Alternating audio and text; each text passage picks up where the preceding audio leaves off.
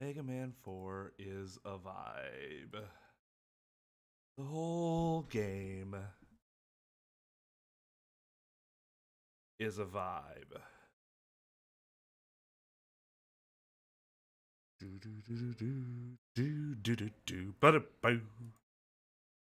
All right.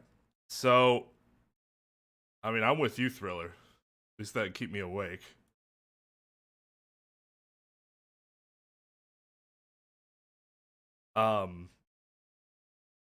So I was, for those of you who were here and made it to the end of stream last week, the game crashed. And I lost all of that trial day's worth of progress. So I had to go back afterwards, run through everything, which, you know, it took longer than I thought. I actually lost more progress than I thought I did. And then I went one click too far, and apparently that one click took me to, like, if I had just clicked it one more time before it crashed, we would have went to a cutscene. I couldn't stop the cutscene without like exiting the game and like losing all that progress again. So I just let it play and then saved after that.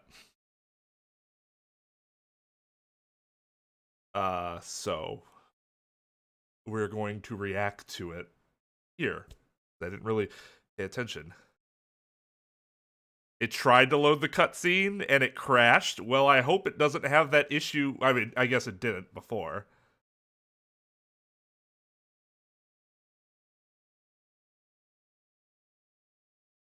Yeah, it's because like I thought there'd be another line, and I was like, okay, I'd save right here, and I clicked it, and the screen went dark, and I'm like, oh no. Mega Man 9. Mega Man 9. I agree that Mega Man 9 is fun. I like speedrunning it, but holy shit, is that game like horrendously designed in some places. Like the second to last Wily fight with the ball is just the worst Wily fight they've ever created. It's just absolutely stupid. God. Like, you already have Wily fights where you have to worry about RNG, right? Because you'll, like, disappear and reappear. Where's he gonna reappear? Well, how about we throw this metal bouncing ball at you that, like, for practical reasons is stupid. Why the fuck would he ever do that? It's just dumb. God. I do like playing the game, though. I just admit that it has some serious problems. And after 2, it might be the most overrated Mega Man.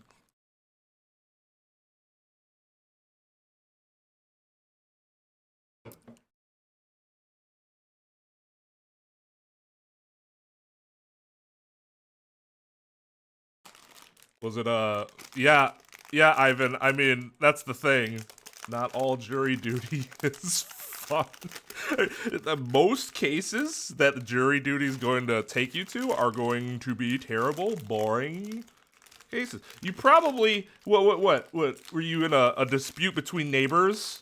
About, like, one neighbor's roots growing from a tree onto the other neighbor's yard, and they had a disagreement as to how to take care of it, and because people are fucking petty, they decided, hey, let's go to court to decide this.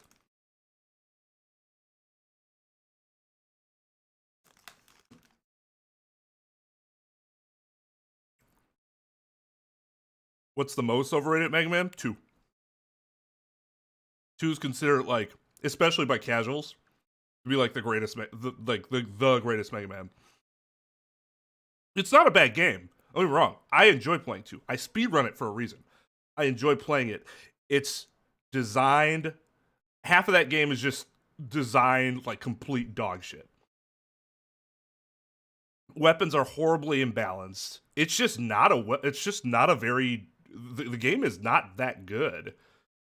It's fun, but like, you have 3 that comes right after it, and 3 is. The only problem with 3, well, there's 2 problems. One is they couldn't figure out how to do a lot with the game yet, so there's a lot of lag because too much is happening on the screen at times. The bigger problem for most people are the dock robot stages are significantly more difficult than all of the Wily stages, which that's poor balancing too. Those should not be the most difficult stages.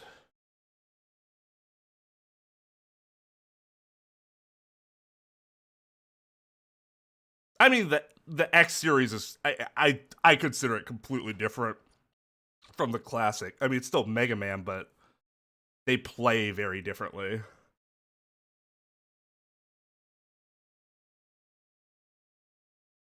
Oh, so you didn't even get picked.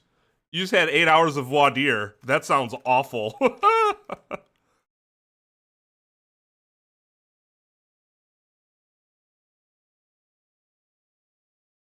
You could have gotten rid of the Doc Robot stages and simply made the Wily stages more difficult. Yeah, you could have done that. Then you have 4, which introduced the charge shot, and 4 is also really, really good. The problem with 4 is that it's just That game's just really difficult in general. I think they upped the difficulty a little too high, like all around. For the average person, I mean, I can still speedrun that game and beat it in 45 minutes, but like that's because I played a bunch. People that played 4 for the first time, I bet had huge fucking problems with that game, especially since the enemies touching Mega Man, well, the robot masters touching Mega Man would deal 8 points of contact damage. Think about that. I can't run into somebody and deal 8 points of contact damage, but if they run into me, apparently they're built like a guy. Like, what kind of fucking metal do they have that I don't as Mega Man that they are doing 8 points of contact damage to me?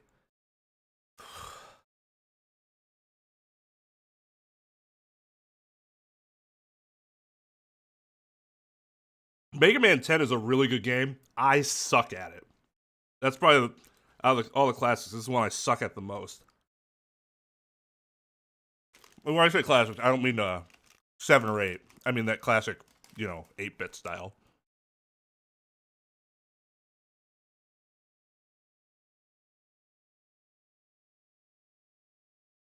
Yeah, I mean that's a very common question. I mean, if I'm the judge, I'd get irritated with the attorneys asking the same questions over and over and over and over again.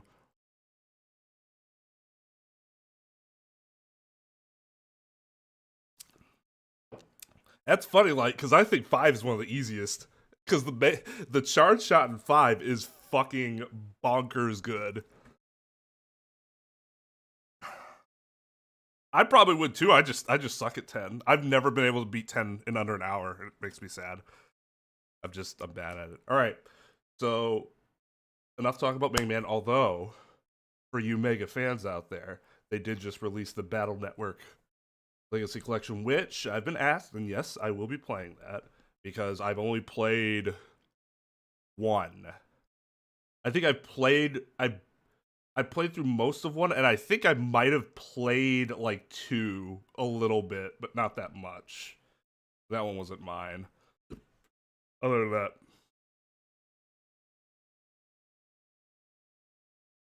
than that, I have never played any of the other Battle Networks, so I'm excited for that.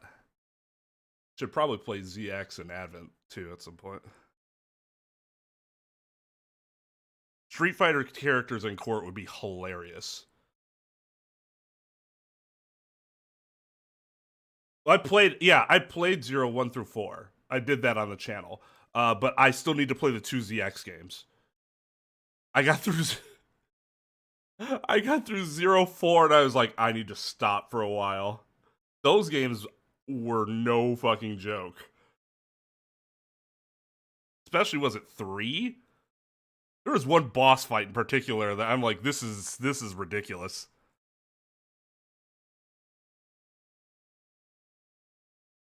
Yeah, I mean, from everything I heard, the games are really good. But again, I've only played 1, so I don't know. All right. So he is obviously tossing a pizza, or he's squishing around one of those airplane pillows. Like, I don't know, like break it in a little bit so that he can, properly put it around his neck, and then, oh yeah, she. I already forgot fucking half the story. So she is, breaking in one of those airplane pillows, or she caught a ghost and is absolutely destroying it. Just a sadistic monster, just torturing the thing. So those are my guesses as to what this is.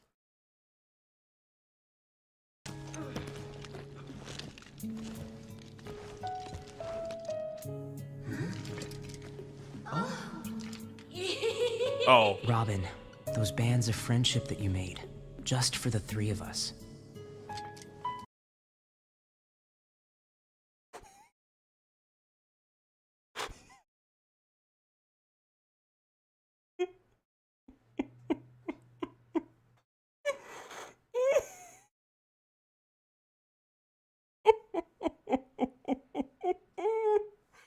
That is not what's his fuck's voice. That is not his voice. That is not his voice. No. No, you can't. You're lying. First of all, what he gives off is like this hoity, like, ha ha ha. Jesus fucking, are you kidding me? Like, not that it has to be my voice, but it's gonna be like a more pretentious voice, which this voice is not at all. Second of all, the dude's 25, remember. Or, right? 20, like mid-20s? He sounds like he's a 16-year-old.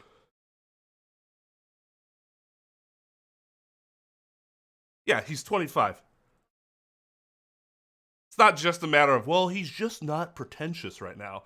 He sounds like a teenager.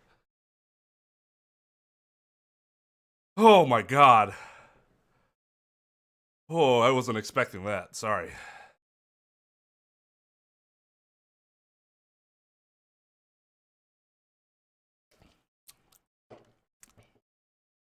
What's wrong about that? Well, if you're trying to character build in a story, you generally try to match voices with what you're presented. There's a reason why people choose specific voice actors for specific roles. And they don't just go, you know what? Let's just randomly throw one together. It doesn't matter if it like matches or not. That's what's wrong with that. Because they do that mostly. Well, yeah, Mario's a really like Chris Pratt. Oh, people like Chris Pratt. Let's make Chris Pratt Mario. That was fucking stupid too.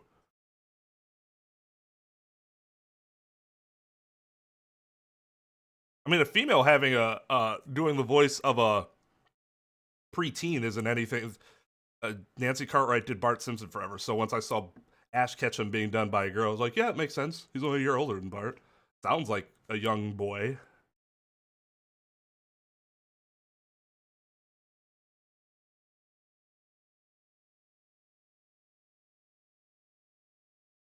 You're right, he's not high school age, and he doesn't sound like he is. That's true.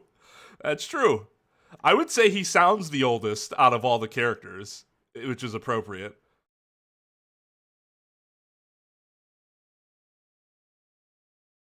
Makoto's not voiced by a girl, no. Well, I don't know if he was in Japanese, but Makoto was voiced by the same person that voiced Nagito, who it's fuck, what's his name? God, he does a ton of shit.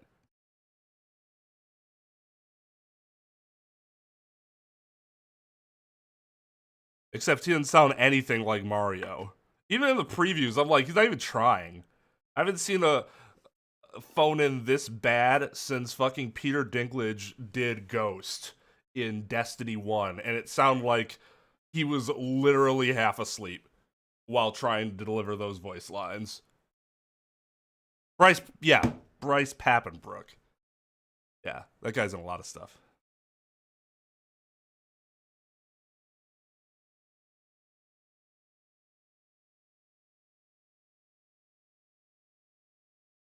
Well, no, Light, I'm not saying that it can't be seen as weird. I'm just saying for me it wasn't weird because of my experience with Bart. Like, when I first learned that Bart was voiced by a girl, I was like, oh my god. I mean, I was also like 7, but, you know, still could have been the same reaction had I never learned of who did Bart's voice, and then I first learned that Ash was done by a female.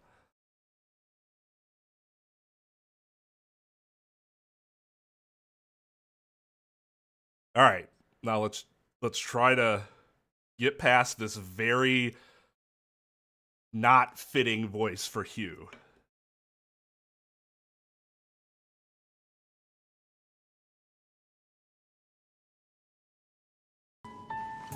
You may have forgotten about them, but not me.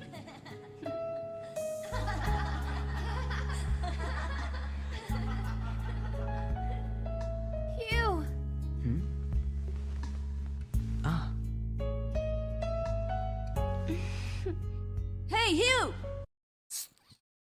Those voices make sense. I hear them, I'm like, yep. Yep. Now, what if coming out of fucking, what's her face's voices, a voice like this, would we still be like, what's the problem? No, we'd be like, what the fuck is that voice? He does have a generic anime protag voice, and he is very much not, although he does have the antenna. Oh, who does?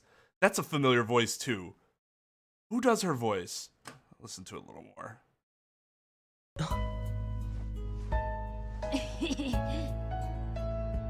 That's not helpful. And to think, I should have known better than to doubt my best friends. Hey, we all know who's the kinkiest out of the three, right? The one that put this around his fucking neck, which I don't even know how he did. It doesn't look like it's like, maybe it is more like rubbery than I think. But otherwise, how the hell did he do that?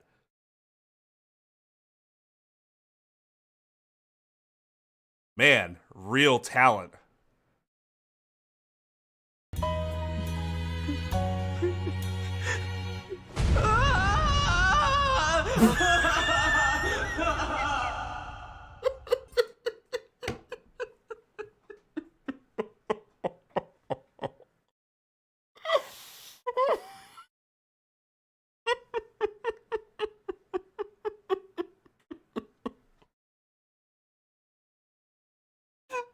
Oh, no.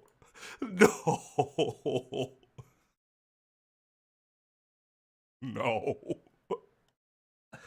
No, no, no, no.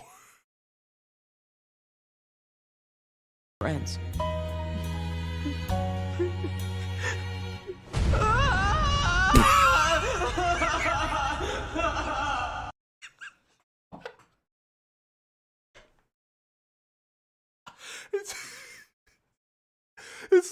It's like he's very confused as to what kind of scream he's supposed to have.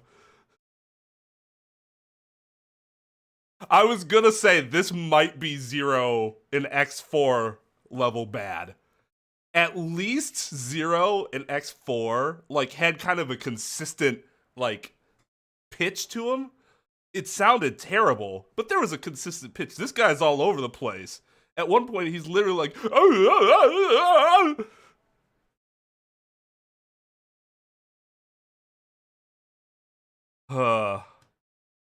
they're not credited. Oh yeah, no for sure, no for sure. I love the "What are you fighting for?" Love it, love it, love it. Okay, that was the end, right?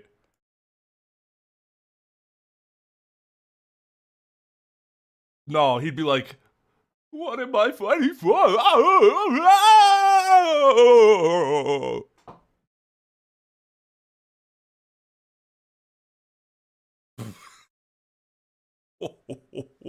You guys did a good job of keeping that one under your belts because I was not expecting that. Good job.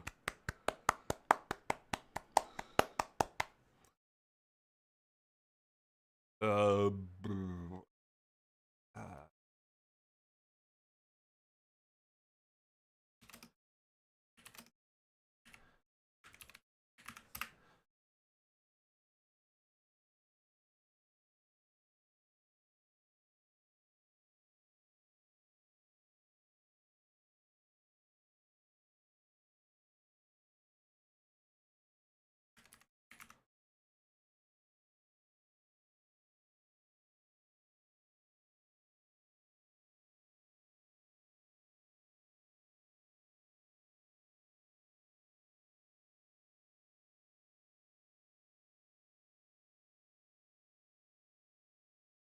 I want to know who does Robin.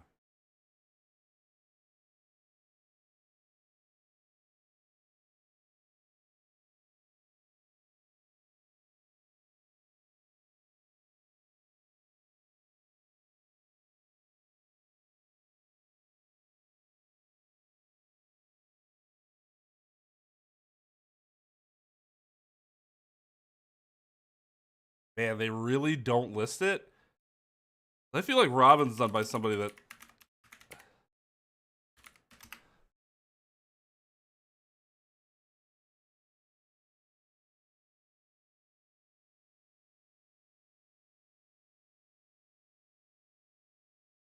Wow.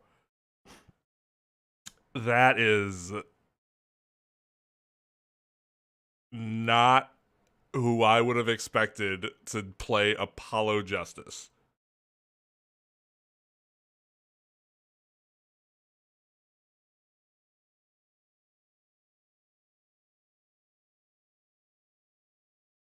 I mean, Orion's an awesome name. I also did not know Yuri did Lowenthal, did Clavier. Oh, but yeah, I don't. They really don't give the VAs. That's really strange.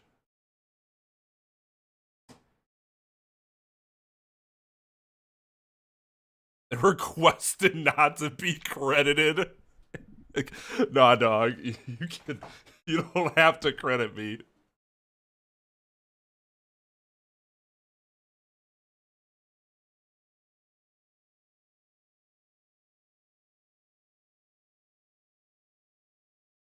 So that the voices were done by, man, I don't know. Robin's voice sounds really familiar. Like it's what's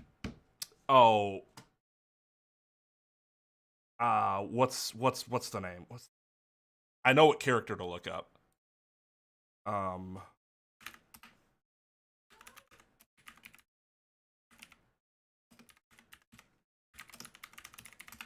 Fuck is his friend's name?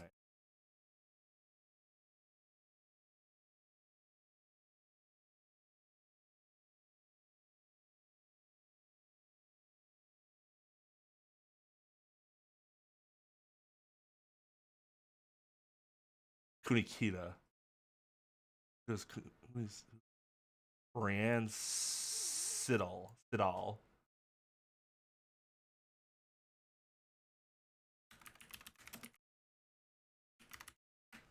Sounds just like her.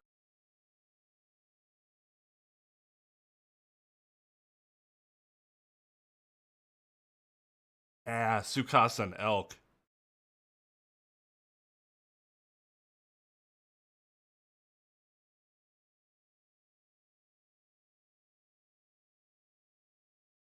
But it also looks like she stopped doing video games in 2007.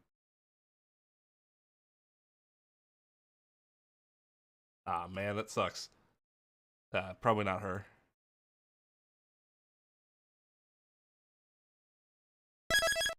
Oh, no siree. Let us drop that down to an appropriate level. I think it was this one.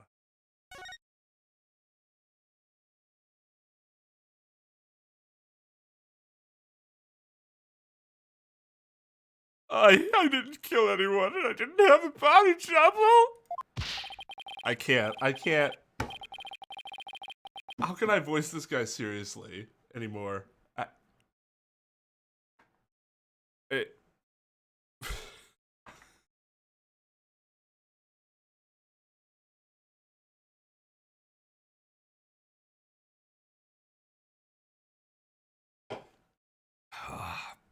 I didn't move the body. I didn't even see it. It may look like I'm speed reading.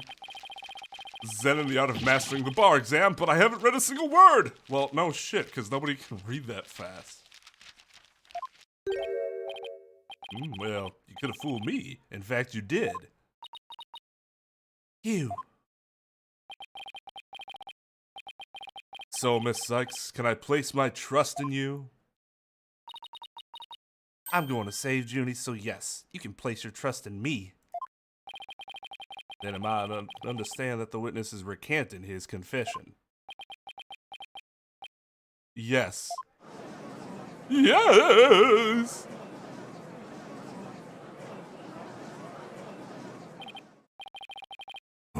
Most roundabout trial. I much prefer the turnabout variety myself. Well, this fucking guy. Where's Wright down there when I need him? Now we're back to the fact that there was but one suspect who lacked an alibi. Which is, in the end, the truth you've been seeking this entire time. So we're back to square one? No, I'm exhausted and depressed. It probably doesn't matter at this point, but I might as well update the mood matrix.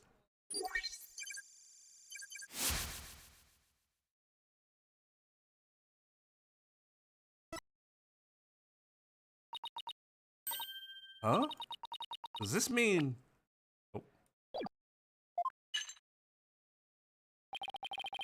Oh, resistance is futile. Okay. Relax, Borg Queen. Time for a verdict is nigh. Objection!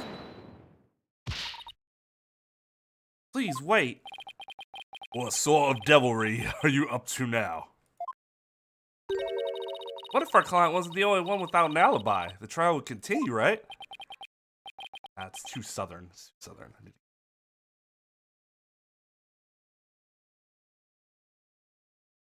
I thought Alan Smithy was in the US too. Because the US has like the same exact thing.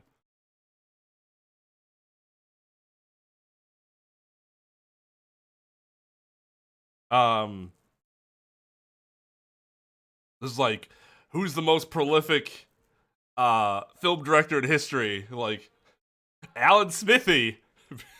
Because it's actually like dozens of different people, if not hundreds. Well, yes, I suppose it would. But after such a thorough investigation, does such a person really exist? She's gonna break her wrist, tiny thing. Yes, we found someone. It may have seemed like a major roundabout. But Mr. O'Connor's testimony has cracked this case.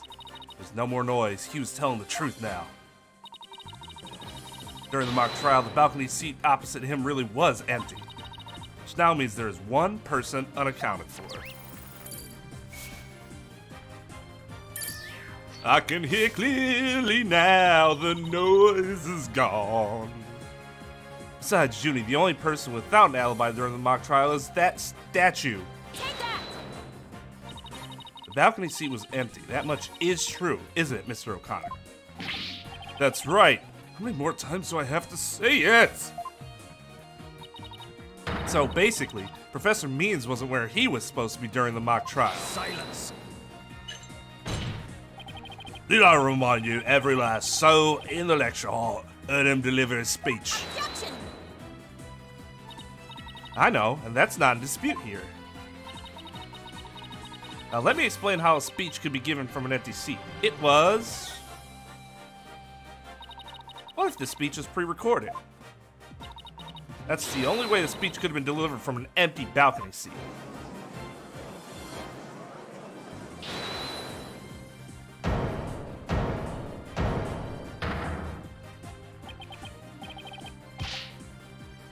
Yeah, like they actually have to like have a legitimate reason behind it. They can't just be like, oh man, this movie sucked, I'm gonna call myself Alan Smithy. I know, right, Maxim? Who could have ever seen that coming? Wait, are you accusing Professor Means? That's insane! I mean, he's the one who gave me the tape recorder. Take this to the police, he said. Take this to the police, he said, and tell them you found it.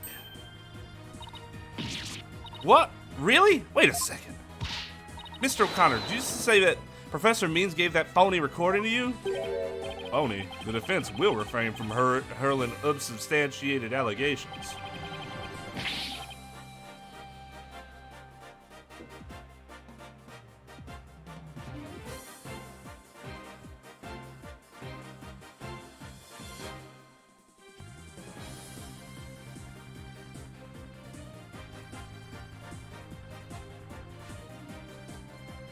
Well, I said he gave it to me. What do you mean it's phony?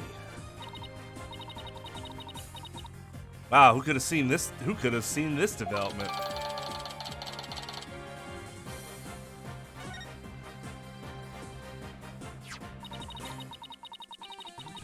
The voice shouting "You're a goner" is recorded on this tape was dubbed onto it using a line our client said in the mock trial video.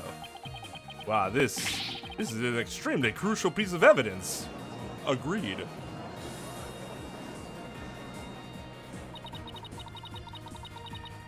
Professor Means gave Hugh the phony tape. If that's really true, then Professor Means is guilt written all over him. Your Honor, the defense moves to call Professor Aristotle Means to the stand. Silence. That's... I guess he didn't really object, though. He simply yelled silence and hoofed me. The seat was never empty. 'Twas but an oversight by a dullard of a witness. An inmate who was formerly a surgeon once told me something. This should be good. He said it's often all too easy to overlook critical symptoms. Objection! Well, we're not going to overlook this oversight. The speech was pre-recorded. The basis of suspecting our client would be shattered. Let's check with Professor Means and see whether the empty seat was a witness oversight. A verdict without first looking into that would be inconceivable. Well, I mean, that's a strong use of the word inconceivable, but that's enough, both of you. Now here's my opinion on the matter. While a surgeon overlooking critical symptoms is a problem, God damn it, a witness's oversight too must not be overlooked. Thus, as to the matter of whether Professor Means was or was not in his faculty seat, I believe we must ask the professor himself. You know, I'm mildly convinced that he just lets this shit go on because he's like writing a book, and when he retires, he's going to release it and make a lot of money. It's from all the shit that happens. There was once a parrot that testified under oath. I once had a witness that was a radio. Let me tell you, that was something. And there was this really weird ventriloquist puppet that kept beating up his own ventriloquist. I don't know. I agree. Professor Means should be here in the gallery today. I don't know why he would be. Do as you please.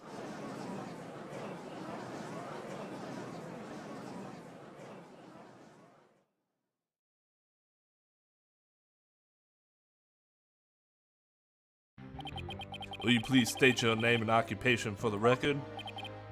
Certainly, I am Aristotle Means. I teach the lawyer course at the Miss Legal Academy, and let me add that while I welcome any opportunity to assist with the trial, I don't care for this undue suspicion. I don't care for your smile. But don't worry, Professor, we're just interested in the mock trial video right now. We just need to take another look at that speech you gave. Can we count on your cooperation in this? Very well, if that's all you're interested in, please proceed, Miss Sykes. We need to find some sort of evidence that shows the speech was pre-recorded. Alright, I believe we're ready. Let's roll the video. Is she projecting that to everybody? What is happening? Good afternoon.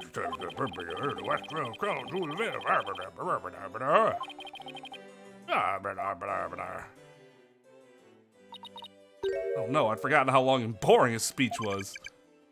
Zzz. Wake me up once this is over. Before I go. Hey, no fair. Experiences are used to over. I expect a wah wah wah wah wah wah wah wah wah wah. Ah, you there, wake up. Pay attention. Huh? Eek! I'm awake. Isn't that right, Your Honor?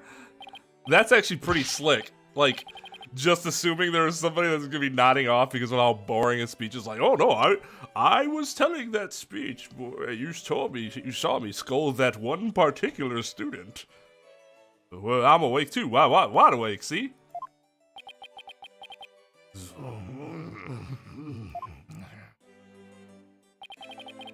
Let's get a few pure white lady justice when we watch it. She's not even white. She's gold. What the fuck is he talking about? That's actually a crucial point. Fair enough, game. Fair enough. Fair enough. That's about it. One of my better speeches, if I do say so myself. I even saw some of our students with tears in their eyes. He's obviously not familiar with the phrase bored to tears. Listen, Sonic Xanam, you have subjected me to this epic study and tedium without purpose. Talk will feast on your tongue after I've cut it out. Hey, but you were asleep the whole time. Well, Miss Sox, did you notice anything strange about that speech? No, I don't want to hear that again. Whatever. That police hear that last part again? Hold it! There! I finally found what we needed. Like, really? Did it have to put that, like, put us right there? Why couldn't it just fucking Turnabout Serenade? We had to go through the entire goddamn thing over and over again. I guess this is probably better, though, because that was, woof. Professor Means, I have only one question about your speech. Why does that last part we just heard contradict this? It's very, very gold.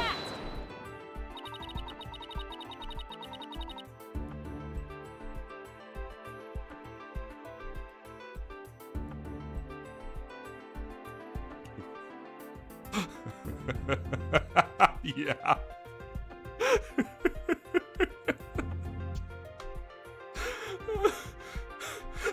That is true too. Like, I'll nitpick something, I'm like, oh wait, because that's the answer. Okay.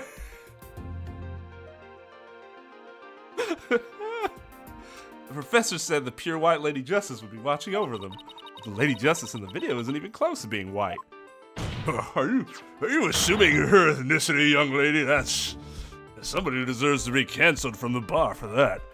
It's as gold can be.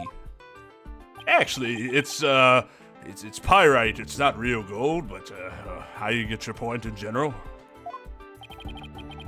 I'm not sure I can wrap my jaw around that to test its authenticity.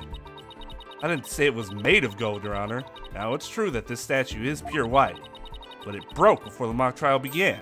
The one you see here is its replacement. Oh, well, that's a shame on every count. Ironically, this golden statue sticks out like a sore thumb compared to the white one. Even the professor wouldn't have made a mistake in its color if he'd been present.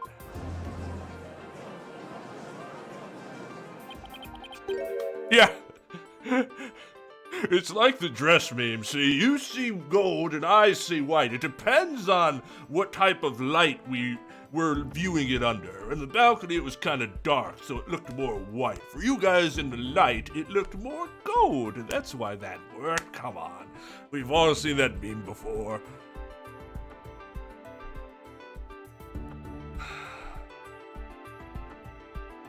Yeah, I'm actually blind. It seems that I have caused some confusion, but it was merely an oversight on part. You see, I am a statue and in fact have no operating human organs. He just falls over and like cracks.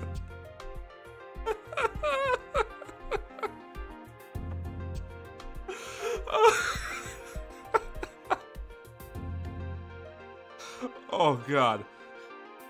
Oh, that's not as funny as I made it out to be, but boy did I love it. Maybe it's because this fucking thing that's just screaming at me fucking 24/7's got me off my rocker. Ah!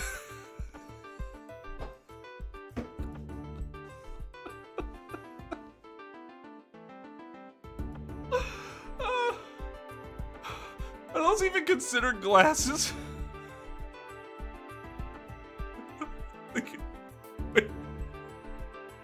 But you're right. Yeah, I have these prescriptions, but I can't actually see through them. This is all I could afford on my salary. It seems that I've caused some confusion. It's merely an oversight on my part. The statue was in the middle of the room. How could you not know what it looked like? Well, I was in a balcony seat. Furthermore, the statue had previously been white. I'm afraid this isn't sufficient evidence of the speech being pre-recorded. We had our answer long ago. The accused was the only one to leave the lecture hall. No, wait! There's gotta be something that can prove that the speech was pre-recorded. According to the mock trial video, the speech started here. Ended here. It's a little over 10 minutes, but I doubt anyone wants to be tortured again. It's only a little over 10 minutes? Felt like it went on forever. How'd you figure out how long it was? I looked at the goddamn timestamp. Easy, there's a timestamp in the top right. All you have to do is track the time. Oh, are you really telling us how a fucking timestamp works, game? Speech goes from a 10-minute mark to 20:35. Wait a second.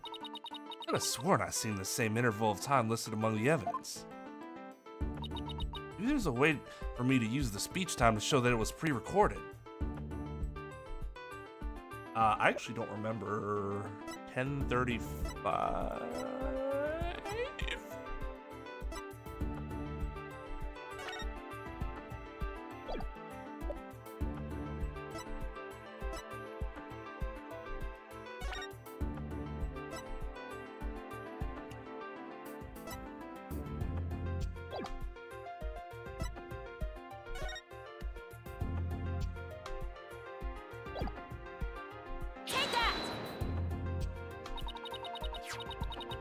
I know, right? Light. Now we are all more enlightened individuals.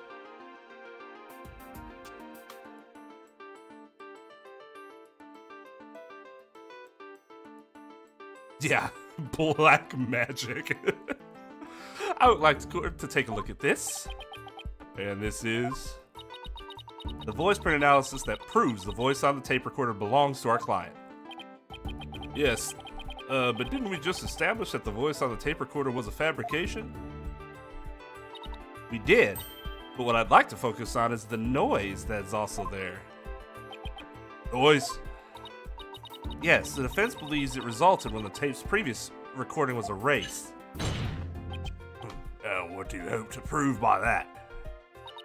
The length of the noise is what's important. It's 10 minutes and 35 seconds in all. And what did the timestamp read at the moment Professor Means began his speech? That would be exactly 10 minutes. Now, let's fast forward this long-winded exercise in boredom to the end. Okay, stop. The video timestamp now reads 20:35. Based on this, we know the time it took for the speech alone. Right, subtract 10 minutes and you get 10:35. Oh, shuck your duck. Right, 10 minutes and 35 seconds, the same as the noise on the tape recording. I assume you all understand what this means. Professor Means' pre-recorded speech had been where the noise is now. Silence. Silence. You seem rather confident considering this is a mere happenstance and match of numbers. Objection! How's the game audio? What say you all? Too low? Okay. Too high? Perhaps? Mayhaps?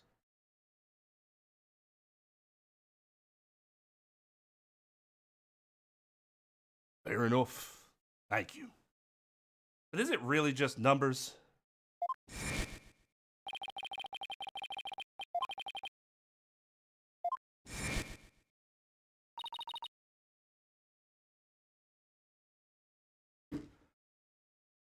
The police are analyzing the noise as we speak. It won't be long until we know what was originally there. I'm the judge, I'm like, alright, fine, let's wait. And if it's nothing there, then I'm fucking rendering my verdict. I'm sure of it. The professor was trying to create an alibi with the recording by pinning the crime on Junie. Well, he's not going to get away with it. Not on my watch. Miss Sykes?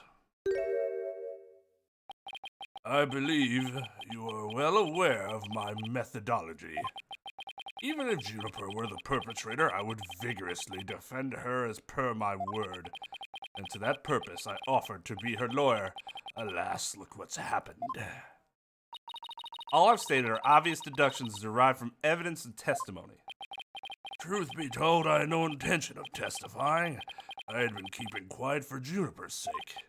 But now that you cast this blame upon me, I have no choice but to reveal the truth. Uh-oh, this doesn't sound good. I will now reveal the truth behind why I had to pre-record my speech before the mock trial. Okay, well, he admits that. That makes things easy. I, Professor Means, always say what I mean and mean what I say by all means.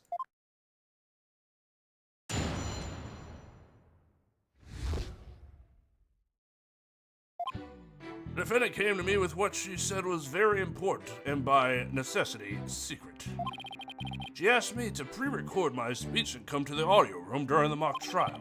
Juniper confessed to the murder and asked that I get her declared innocent in court.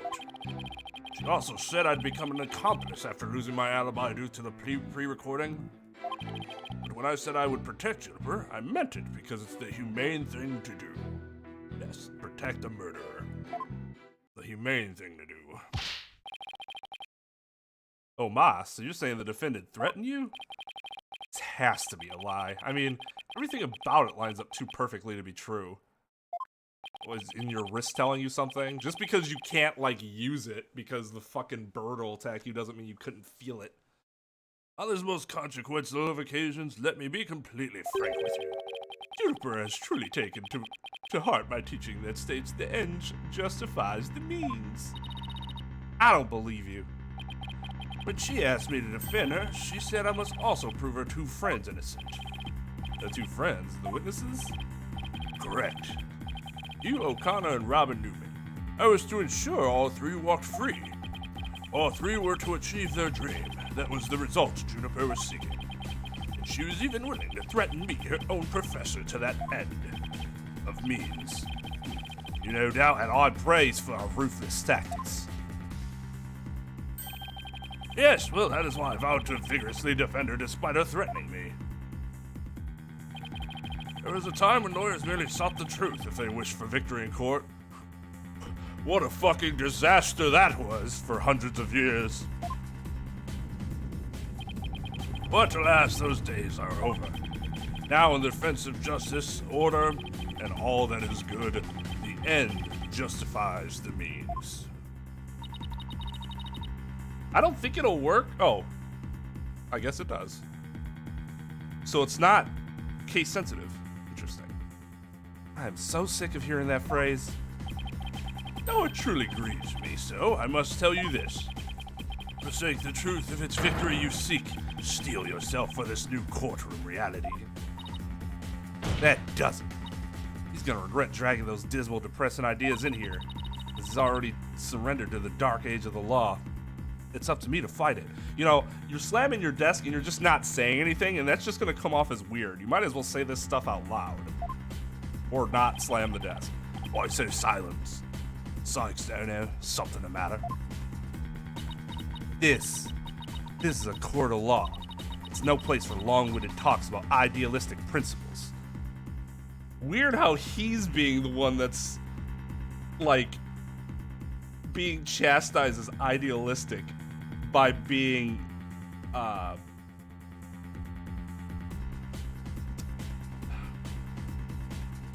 and justifies me isn't necessarily pragmatic, but it's more about getting results. Idealism is more about seeking the truth and fight. Like, that's the idealistic part. So it's funny that she, you know,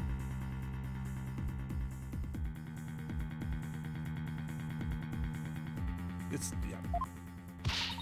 That's why I'm gonna let the evidence do the talking. Let's not get carried away now, Miss Sykes. It will not do to have you attempting to discredit my doctrine. Your doctrine?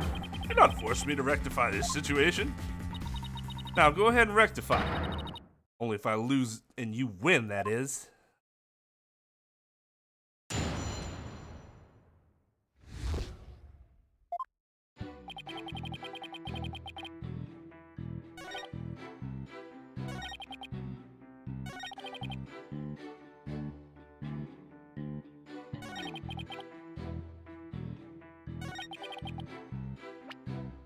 it's been a while, so let me just take a look at this evidence again real quick.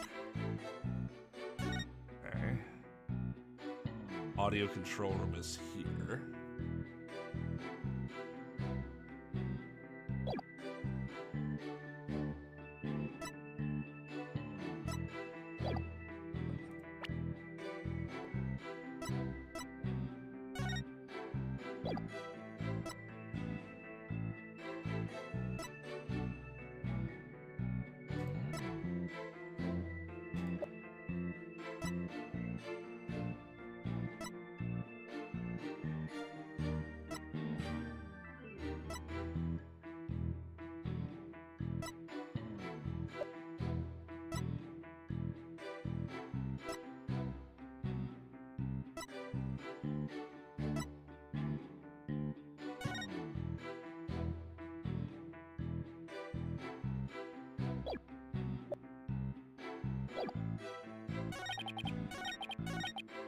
Hold it!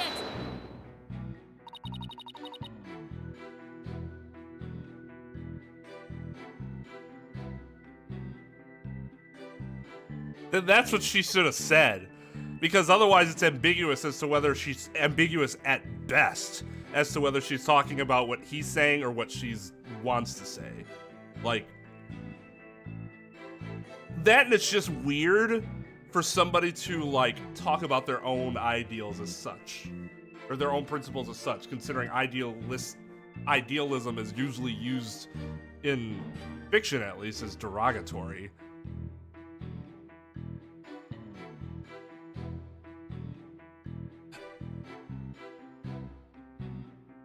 No, it's really just ambiguous.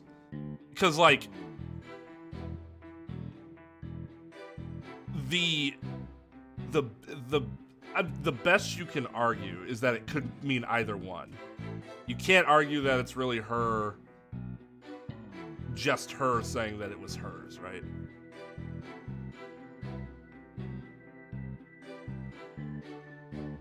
So no, it's not vague, because there's only, she's either talking about herself or his principle. I mean, could she be talking about other principles? I guess I don't know why she would. Yeah, I'm not even gonna bother.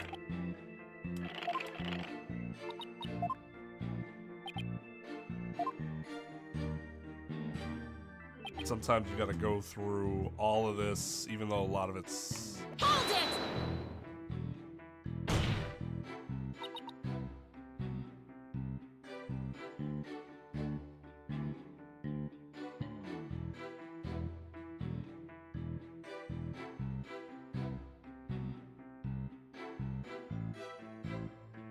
Are you suggesting it was our client who told you to fake an alibi? You have every reason to be surprised. I too was shocked when she told me that. The ball's on her. Simply put, Juniper has a secret that she wished to protect that badly. Are you kidding me? That lie couldn't be further from the truth. Ah, miss, how am I going to expose it? It was an earnest request from an outstanding student. How could I possibly have refused?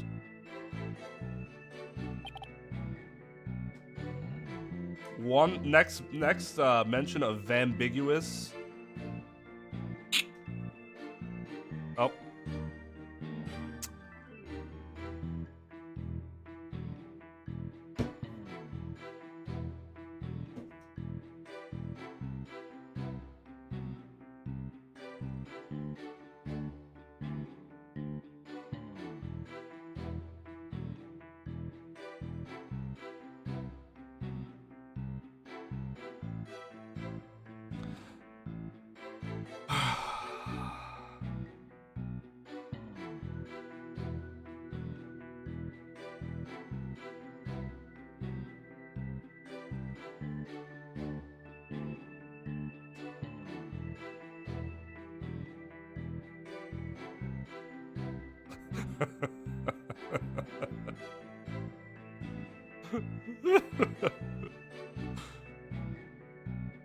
Hold it!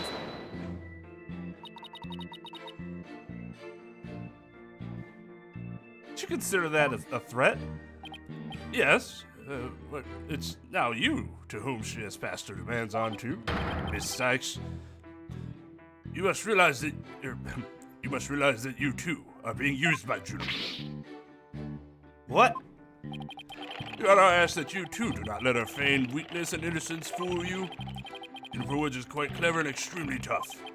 And perhaps most importantly of all, she's a fervent follower of my teachings. Objection!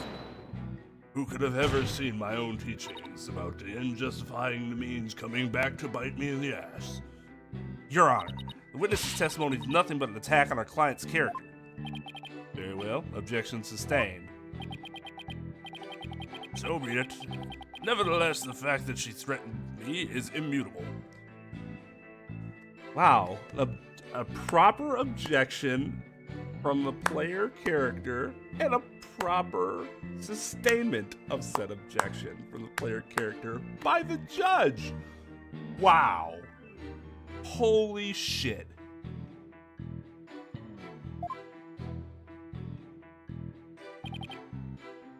Apollo will just be like, Hold it!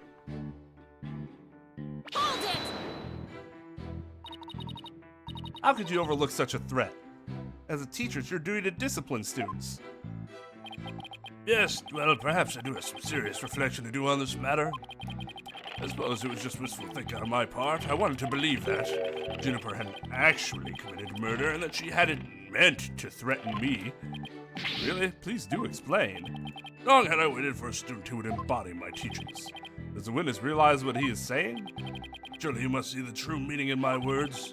I am merely stating true to what I teach, and my methods are but a reflection of the times. Oh wow, his way of thinking is really warped, but I haven't heard any inconsistencies yet. I wouldn't be so sure. Really? The more he tries to avoid logical inconsistencies in his testimony, the more likely we'll see inconsistencies between his actions and words. It is a dark age in which we live, and there is much I would like to say on the matter. You know,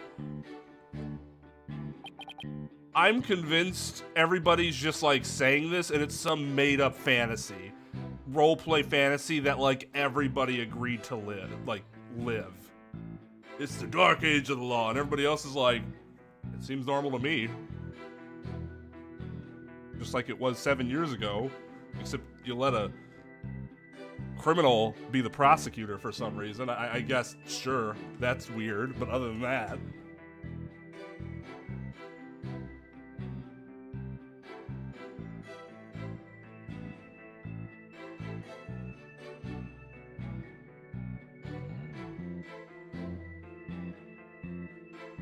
Yes, pragmatism is still an ideal, which is why I can't call it, I can't equate it with the ends justify the means.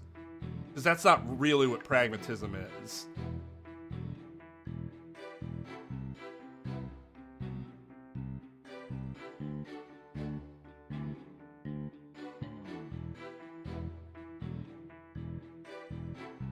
Hold it! You're trying to protect our client? Yeah, right. He'll say anything to pin the blame on Junie. What a frightful look. I would ask that you not glare at me so. What are you gonna do about it? I have nothing but admiration for how Juniper is willing to go as far as to threaten me. Quite lovely, actually.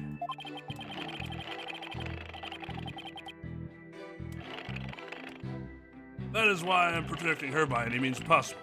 She has been a model student.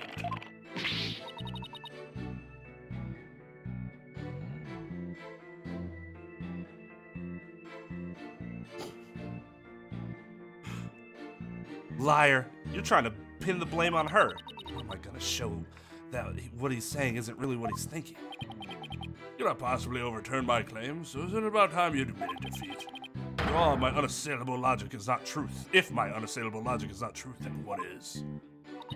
He thinks I'm gonna give in to his pack of lies. He's got another thing coming. I'm gonna find a hole in his story if it's the last thing I do. You know, he's rotten to the core. He's a total pro. I mean, that all made perfect sense. Yeah, but you can't believe a word he says. Making this up as he goes along. He'll trip up on his own words yet. Time to see how consistently the professor's testimony matches up with his actual actions.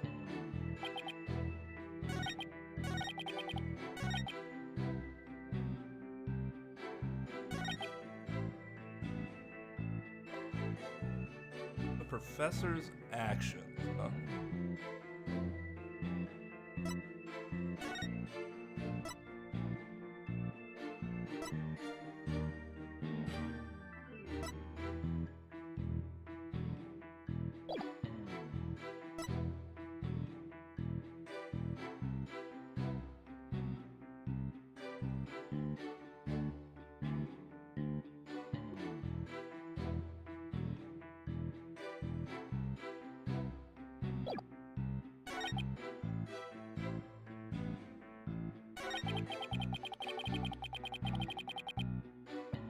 Okay, I think this is a stretch, but let's give this a try. Objection! Guess not. So let me get this straight. You were trying to help Miss Woods? That's nothing more than a bald-faced lie. No offense, Your Honor. Such defamation of my character and your hair follicles, Your Honor. It is an outrage. Can't you see this is my outraged face?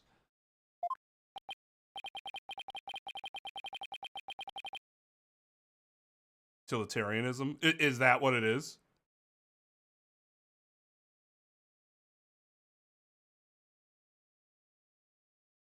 Yeah, I mean, I'm honestly not familiar enough with the idea or the approach.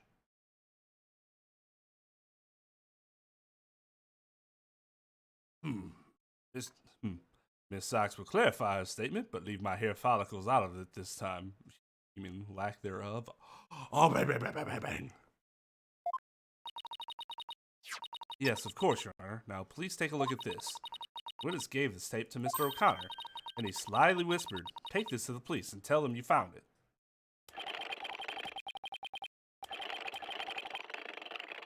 There was no whispering, slyly or otherwise involved. I simply did that out of kindness. Objection!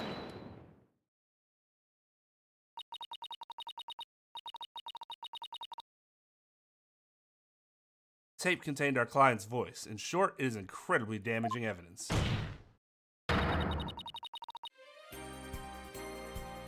It is the right answer. I'm mildly surprised, because I thought that was kind of... I mean, it makes sense. Like, in my head it made sense, but I'm like, this doesn't seem like something the game would actually do. Sometimes it just doesn't do the thing that makes sense. Most sense, at least. Why would it even exist if the witness wasn't trying to pin the murder on our client? That was... a surprise, but a welcome one. They say the road to hell is paved with good intentions, but not yours. How old are you to be saying that type of shit? You're like fucking 18. Shut up. You never had good intentions, only lies to protect yourself while blaming others. Another.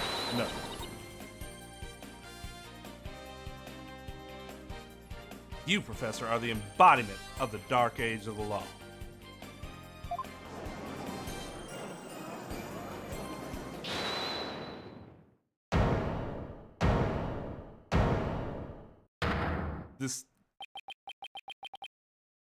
I'm so tired of that. They do it like, what was it? I forget which case it was, but they did it like 3 times in the span of like 15 minutes. And I'm like, come the fuck on. It loses its power if you keep doing it. Why, you little... You dare call my teachings and methods lies? Oh.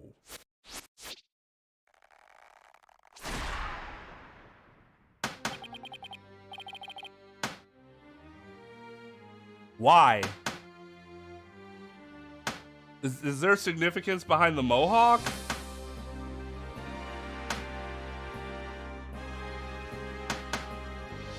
Like, I get the crack and stuff.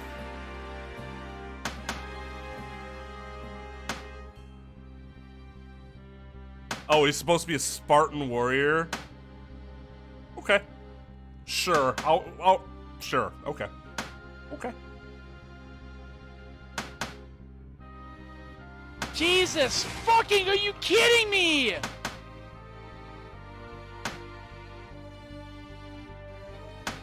Right. The Athenians versus the Spartans. It's just, I get, sure, I buy it. It's just, sometimes there are certain, like, iconic things that they're not obvious unless you present them in their iconic fashion. So, like, I think most people think Spartan, and they think of the mohawk, like the helmet on the side, going like this. So when it's like this, might not be something you necessarily recognize right away as a helmet with the hair, you know?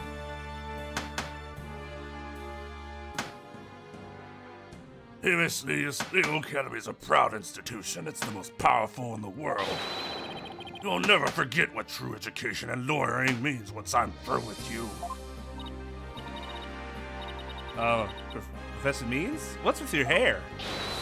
Quiet, no talking in class.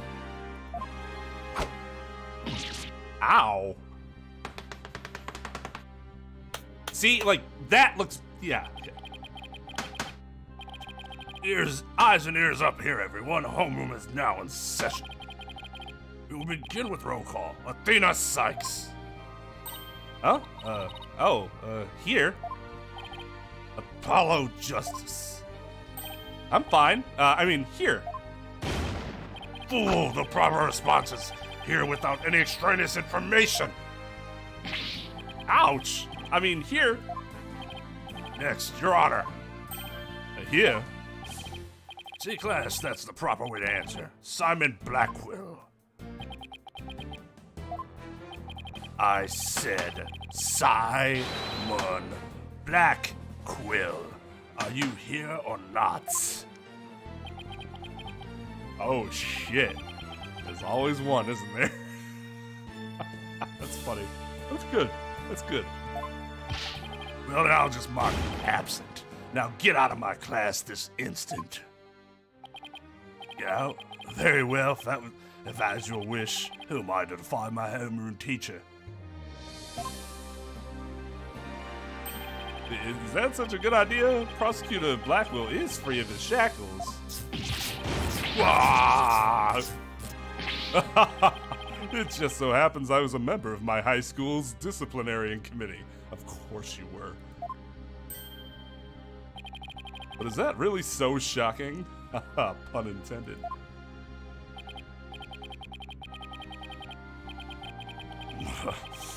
Consummary lapdog to teacher's pet. What a malleable mutt you are, Fulbright. Very good, Bobby. You just earned a gold star and a promotion of to head disciplinarian. Wow, that's actually pretty sick. Spin that again, please. All right, class is now in session. Why do I have a sudden urge to go to the nurse's office with a stomach ache?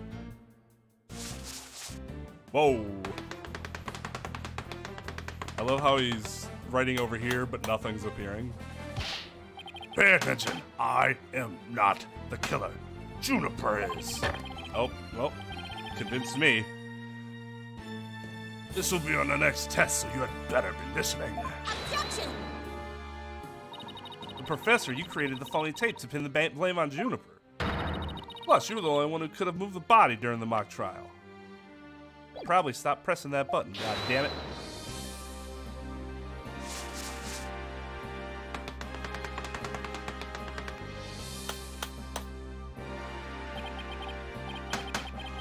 Athena, you disappoint me so. To think you would label me a murderer. Now pay attention. Murder occurred on the 23rd between 6 and 8 p.m. But I was already at home by that time, so how could I have been involved in this crime? Objection! Professor Means, can you really prove that you had gone home by that time? Can you prove that I was still at school? No, I can't. Yes, you can't. Oh my god. So you admit it. Well, you just earned extra credit for your honesty. But you've also earned yourself lavatory cleaning duties until you graduate. I will never go to a school where they call it a lavatory. Ew!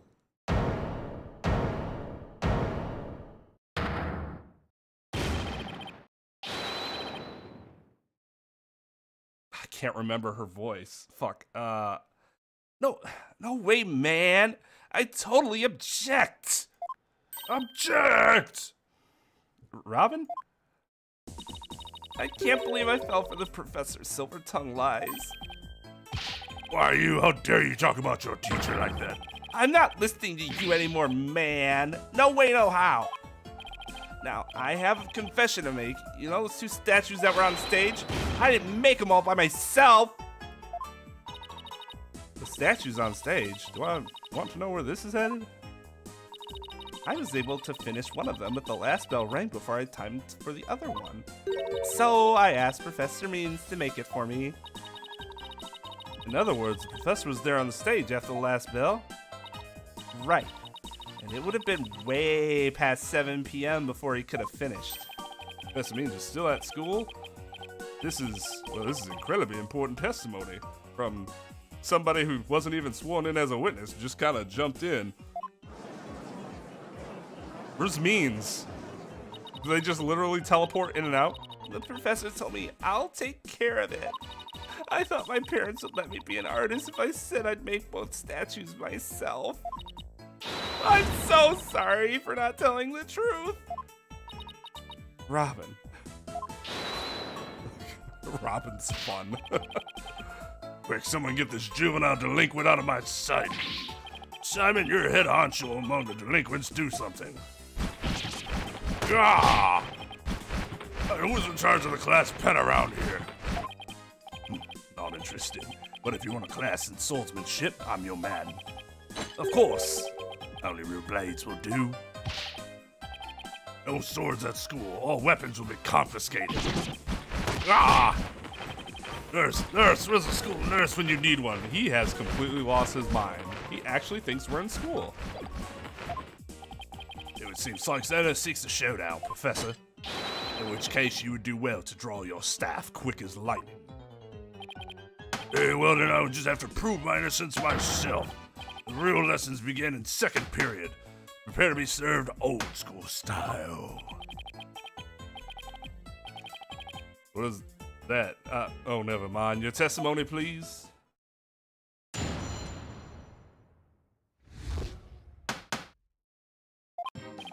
Now pay attention, Robin took over a half a day to complete one statue. I, however, finished most of the other statues between 7 and 8:30 p.m. Defendant Juniper saw the two statues with her own eyes at 8:30 p.m. Completing a statue so quickly meant I could not leave the stage for a single second. How could I have possibly had the time to go to the art room and commit murder? You're saying the defendant saw the finished statues? Precisely. She said so herself at the detention center yesterday. The defense team was there and heard her say so too. Don't try to deny it now.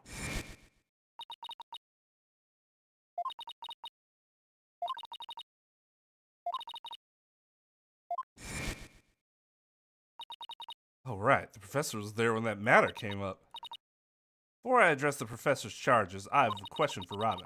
How hard would it be to complete a statue like that in 1.5 hours? It would probably take me at least twice as long. So personally, I think it would be incredibly difficult to finish in that short of time.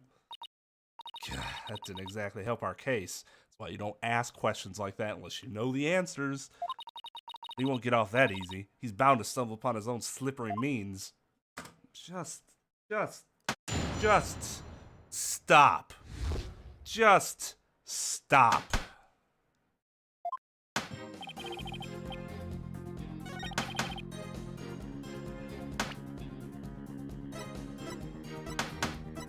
Dude, stop knocking that fucking...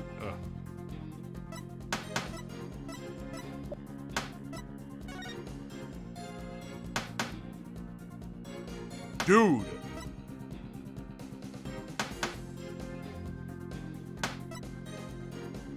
Alright, so there's the one. Wait!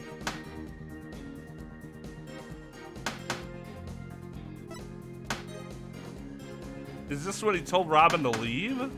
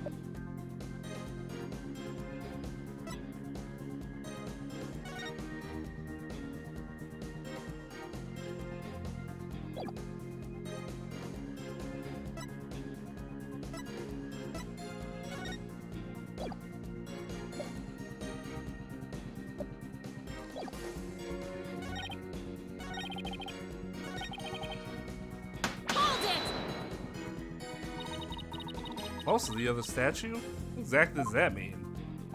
I haven't created the basic outline of Mr. Wright's statue before the last bell rang. I in turn completed the rest of it. I see. In academics as well as art, learning the basics is incredibly important. In short, you skipped the most important part of statue making, didn't you? She deserved that. Why, you insolent little. It is the practical applications built upon the basics that take so much time. Professors such as I mastered the basics a long, long time ago. Unlike Miss Fancy Pants here, who lacks all lawyerly fundamentals. She's done one of the most fundamental things I've seen any of the lawyers do in this entire series. Oh, quiet you. Now do you understand I did not leave that stage until I was done? So, Miss Sachs, do you accept the witness's claim? Not on your life, Buster. No, I don't. I know there's more to this, and I won't stop until the truth comes out. The more you struggle, the more you sink, like so much legal quicksand, so to speak. I used the world's ultimate technique to complete the statue by 8:30. What was the point of me answering that? Didn't do anything. Hold it! Maybe our client only thought she saw the two statues. Silence! A pity for you, but we have already confirmed it with the accused. She's on record as having seen both statues. Yeah, that's true. Just thought I'd give it a shot. I have the ultimate in courtroom techniques. It is absolutely airtight. I will bury you.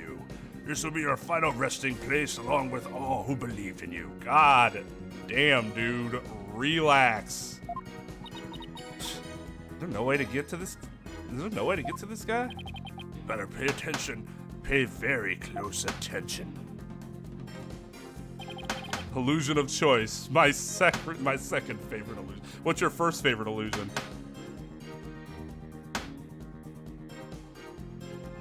Hold it! Why were you in such a hurry? The legal world, your body is your capital. The early bird gets the worm. That's why I go to bed at 9 p.m. each and every night. That's why I was working as fast as I could. I didn't want to miss my bedtime. Well, ready to concede that I never left the stage. So, Miss Sachs, do you accept the witness's claim? No! I'd be careful, Athena. If you don't have anything, it's probably best to just grin and bear it with for now until you find something to nail it with. But, when will you cease this nonsense? I'm quite busy today as I was the night of the crime.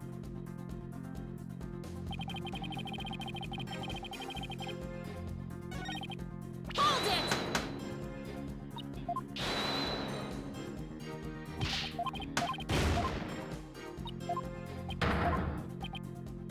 What happens if I say yes?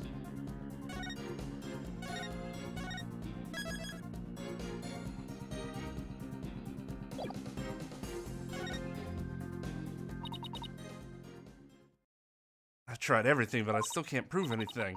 I guess I concede. I couldn't hear you say it louder this time. I concede that Professor Means never left the stage. That's right. But what took you so long? I was there at the stage the entire time. I couldn't possibly have committed that crime. I'm not gonna give up here. I'm afraid I have to side with the witness, Miss Sachs. And unless you have any further objections, I'll have to put this issue to rest. Objection! Not yet. The defense still has an objection. Athena, you've thought of something?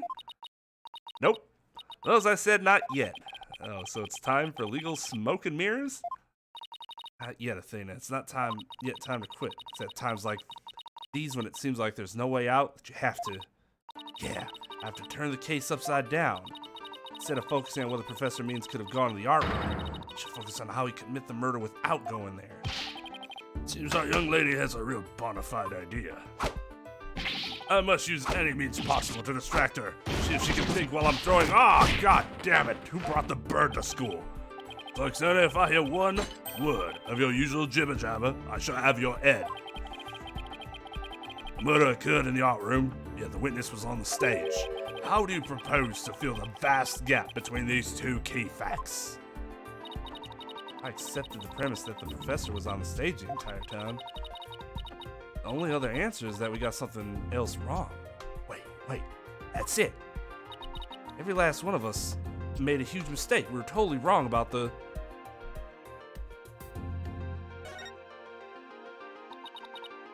If Professor Means is on the stage the entire time, then he must be the killer. Ridiculous, the defense has become utterly incoherent. Objection! No, it's just the murder wasn't committed where we thought it was. Continue, Stoner. Okay, the murder was actually committed here.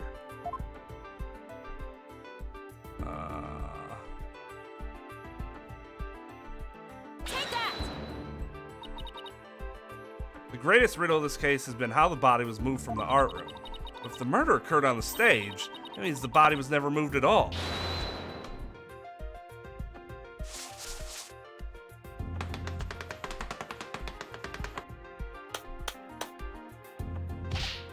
Silly girl, when the body was found, there wasn't a drop of blood on the stage floor. Sure, there would have been some blood if that's where the murder was committed. Wasn't any blood on the stage? Really? There was something on stage at the time of the murder that's now bloodstained. Take that! It's true, there were no bloodstains on the stage floor, but there was something on the stage that did have a bloodstain, and that would be this, the school banner. No blood would have gotten on the floor if this were under the victim when she was killed. Oh my, that's quite a compelling theory. Silence! What is it now? My theory makes perfect sense. That was a pathetic attempt. You must put every inch of your body into your attacks. The autopsy state the cause of death was loss of blood. Yet only a trace amount was found upon that banner. That's trace amount? I don't think that word means what he thinks that word means. Where'd the rest go? Blood getting on there when the body was moved by wire makes more sense than not. Very good, Simon. Tell me, what was your first choice for higher education? I'll write you the ultimate in recommendation letters. You're all but guaranteed to get in. Objection! If it's only 1 by 1 centimeter, yeah. Actually, the defense has something to explain that as well. You do? There was only a trace amount of blood on the school banner. It must have been something else the killer used to soak up the blood. All I have to do is figure out what. This is what soaked up most of the victim's blood. Take that! Wow, it looks like there's some other piece of fabric on top of the school banner. It's the governor's banner that had been specially made for the school concert. Since it's on top of the school banner, the blood would have hit it first. It could have easily absorbed most of the blood like a dishcloth. Only a small amount would have soaked through to the school banner below. So it makes total sense for the school banner to only have a little blood on it. Aha! So that banner absorbed the blood like a dishcloth? Yes, that would explain it. Gaviner's banner was like a dishcloth. Surely it was at least towel quality.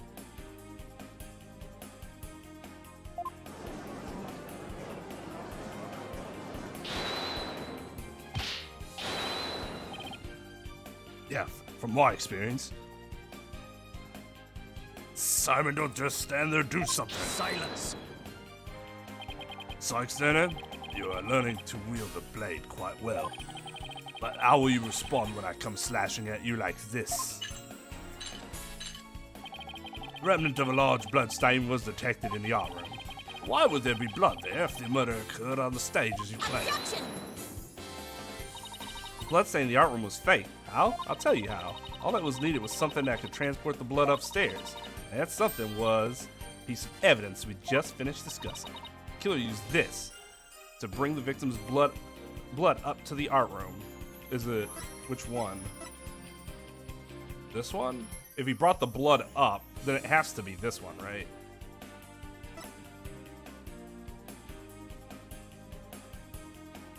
No, it's this one.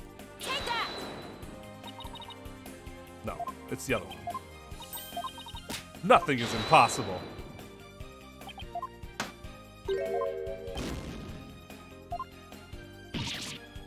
They got bled on in that case. Take that! I think you stoop so low as to present mere garbage to this court. It's only garbage because someone tried to destroy it by tossing it in the incinerator. That someone was most likely the killer, seeking to get rid of crucial evidence. The killer used the wire to bring the blood-soaked Governor's banner to the art room. Then the blood was wiped onto the floor to complete the ruse. It makes perfect sense. Ah! Dude, all you have to say is, okay, if I did that. Order, order, this is quite a development. Order, this is quite a development. I don't know why it sounded like that all of a sudden. I think the body was never actually moved.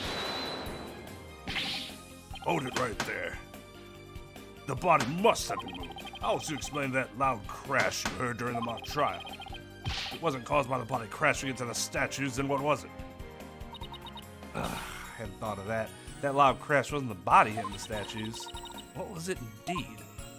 The knot in the school banner shows that something was carried along the wire in it. That's true. I know what I have to find. Something that was in the art room before the murder and then on the stage after. The object that was sent down the wire to crash into the statues was... Take that! Oh, that statue. Yes, I believe it was the statue that broke the other in two, not Professor Court's body. The unique statue you see on the right. That's the pure white Lady Justice from earlier. Professor Court accidentally broke it while she was polishing it the day before the mock trial, but she used her own unique artistry sense and technique to repair it as you see here. Nobody would have guessed that it was originally Lady Justice. Silence. Perhaps you are onto something. You're telling me silence and then you say, Maybe you're onto something. But why, pray tell, would anyone move that scrap heap relic in such a tedious manner? Excellent question, Simon. Keep them coming. you know why, but the fact that you won't acknowledge it shows how twisted you are. Lady Justice was moved during the mock trial. During that time, Professor Means was fabricating an alibi with his pre-recorded speech. If we consider the facts, then Lady Justice was moved in order to... Professor Means used his pre-recorded speech to fake an alibi during the mock trial. He wanted to make it look like he couldn't possibly have moved the body. Moving Lady Justice was his way of pointing us to the body and cementing his alibi. That's quite a persuasive argument. For a while there, I thought you weren't taking the trial seriously. Well done. Whatever gave him that idea? Here we go.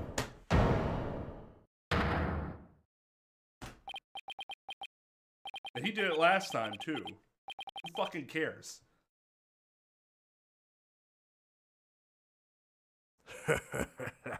You should never underestimate me, Athena Sykes. Professor Means always means what he says and says what he means, by all means. I tickled my own throat.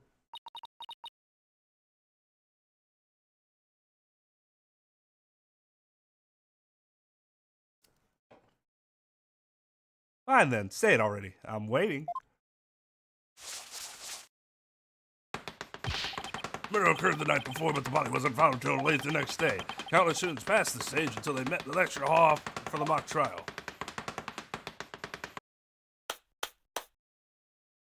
That's a bad use of the word absolutely.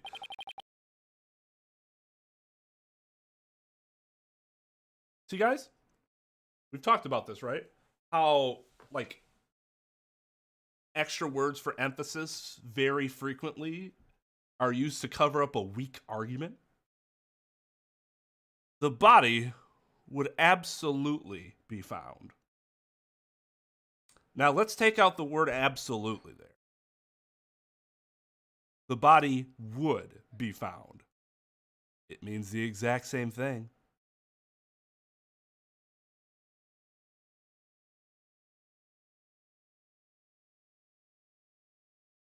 but only a person who feels like they need to add that superfluous emphasis.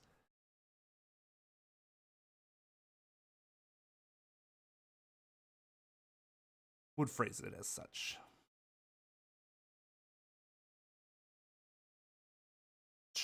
I wouldn't use surely either. I would just say the body would be found.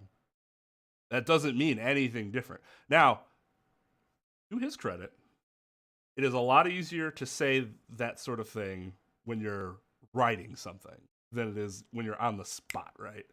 Sometimes stuff like that is used on the spot as like a stalling technique. You're trying to, not that you don't have thoughts, but you're just trying to gather them. You're adding extra words so that you can formulate your thoughts and then present it once you are finished with said words. But we are taught as legal writers to not write like this. This is considered bad. Note how I didn't say extremely bad or very bad. It's unnecessary. It's just bad. That's all I need to know.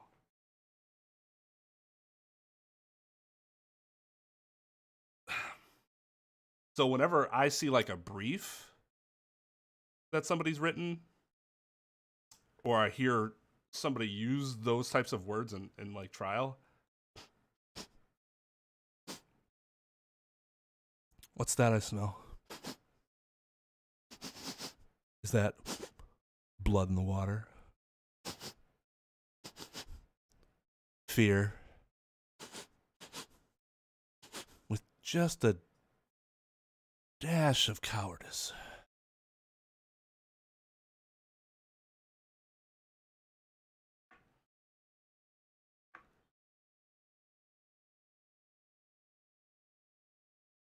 Well, there we go, Zeph. Just make it worse. Just make it worse, why don't you? By just adding just to make it worse.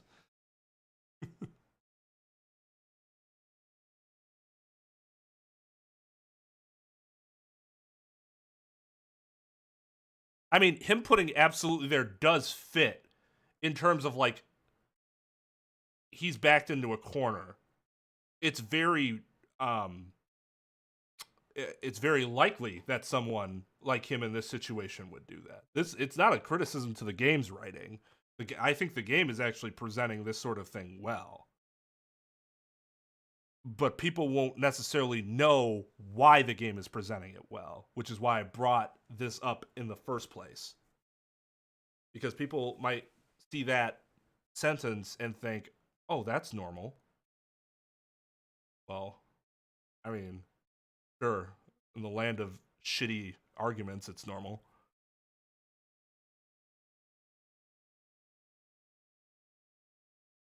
So yeah, no, this is good. This is good. So answer me this. Why didn't anyone see the body that entire time? That can be explained by... The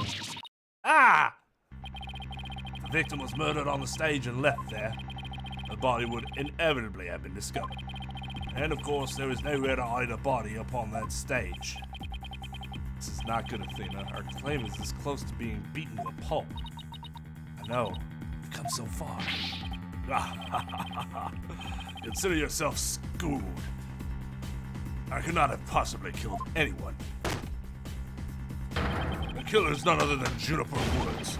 It always has been and it always will be. Just... Wait a minute.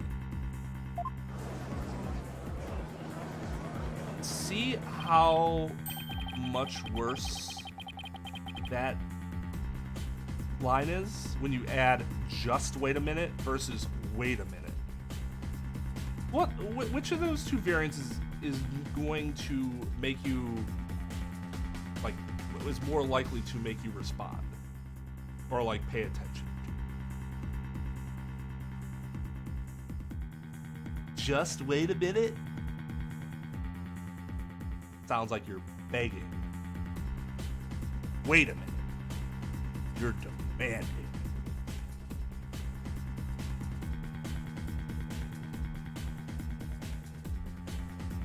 Poor Juniper. She must seriously regret having asked to defend her.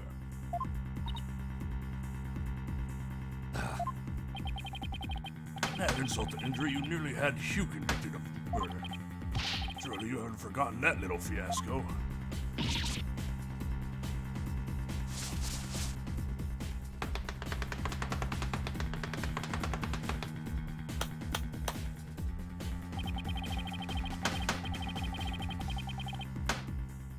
It's interesting. His grimace or sneer, I guess I don't know what you want to call that. It doesn't actually look that bad.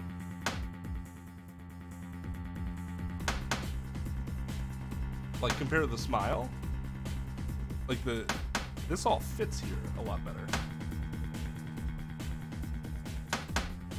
Not only did you fail to defend your client, but you also raised false charges against her friend. You have no right to call yourself a lawyer.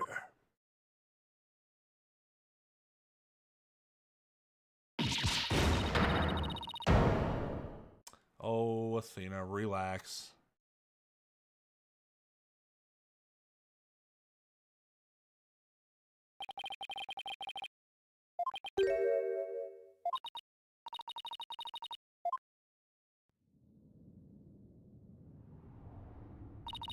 Don't tell me I failed once again. Failed to save someone near and dear to me. I've worked so hard to become a lawyer and even studied psychology. I even studied psychology.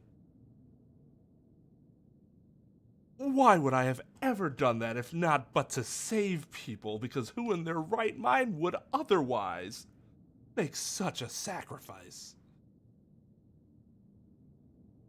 Jesus Christ.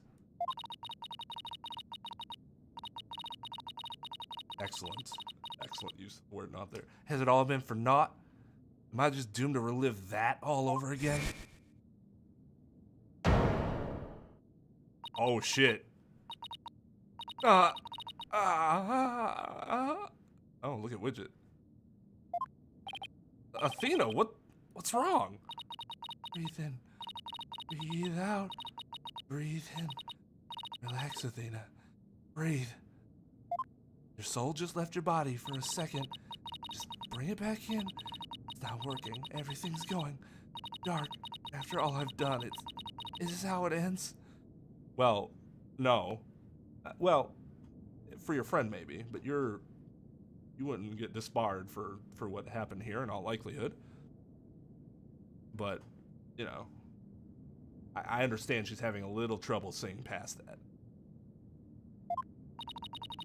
Forgive me, June. I couldn't protect you like I said I would.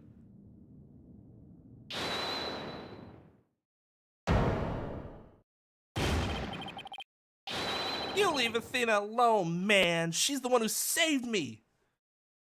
Here she comes to save the day. Fucking love that face. It's just Glee. That is Glee. If I could draw Glee, it would look just like that. It was because of Athena that I could stop hiding and start living my life as a girl again. And she saved the friendship between Hugh, Juniper, and I. I think you're an awesome lawyer, Athena. One of the best. But I raised false charges against you. And that's not all.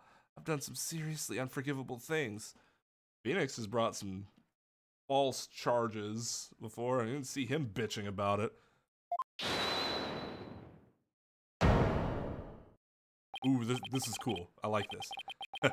What's the big deal? False charges are nothing to be scared of.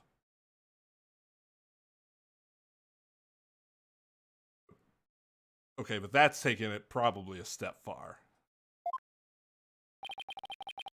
And I'm not even mad at you. I should really be thanking you. You used legitimate means to expose my wrongdoings and give me a chance to re-examine what's important. But what does it matter if I can't save Juniper?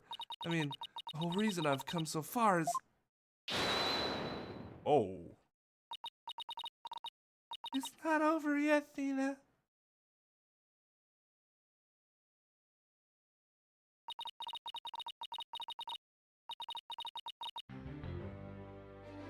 Even now, at this very moment, I still believe in you. Junie.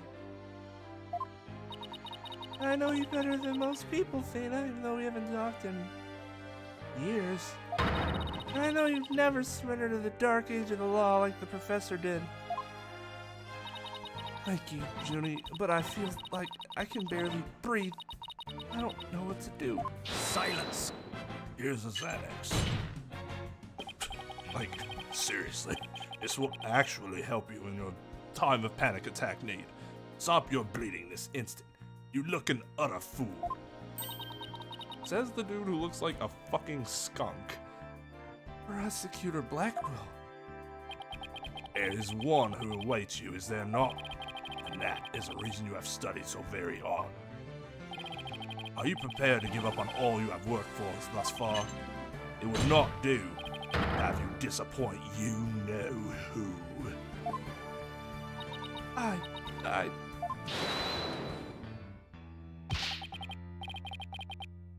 Okay, fucking Voldemort. You know who.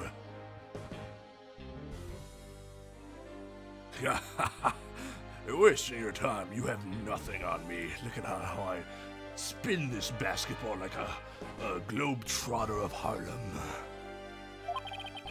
No evidence or anything else to establish my guilt.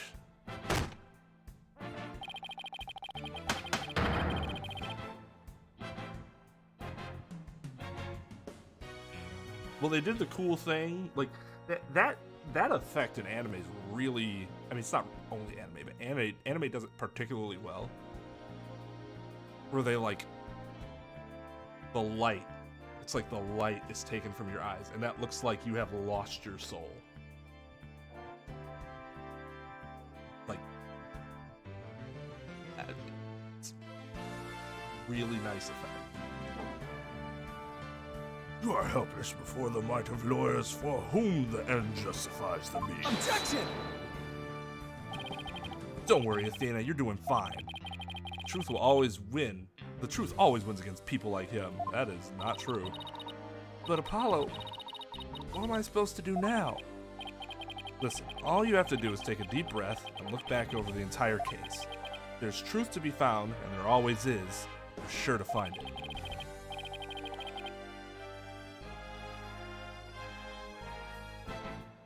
Kay's was even more disconcerting though, because weren't her like eyes like doing like it was doing they were doing like the weird shaking thing, and that was like, oh god, like, are you okay? It was like she was in the process of losing it, whereas like Athena had already lost it. Like the main difference. I see. That's how I see it.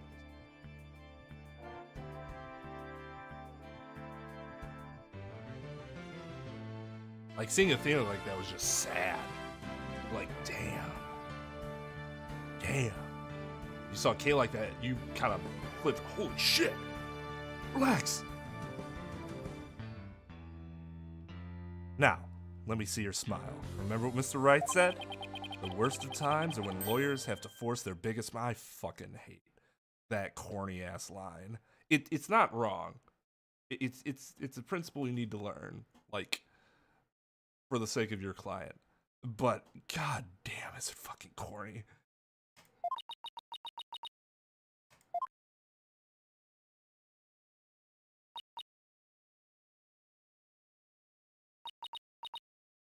Thanks, everyone.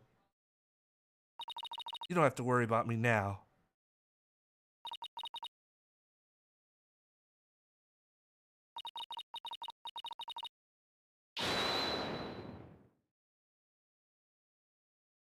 Why am I so grumpy? Because I'm a 36-year-old real lawyer. That's why. That's why. Ah, the truest phrases come in a cob. Yeah, I think Phoenix Wright eats corn the long way. What does that even mean? I've heard like that's an insult, and it just like looks really stupid.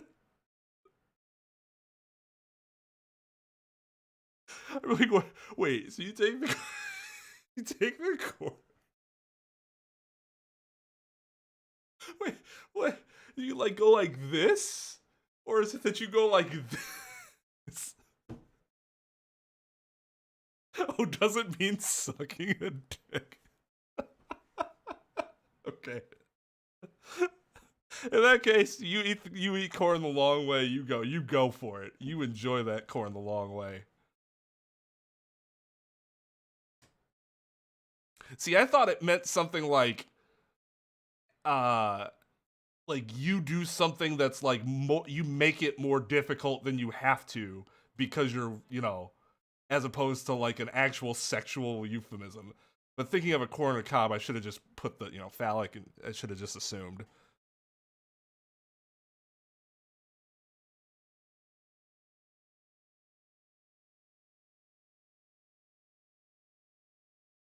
Athena Sykes is psyched and ready to rock. Prepare for your utter defeat.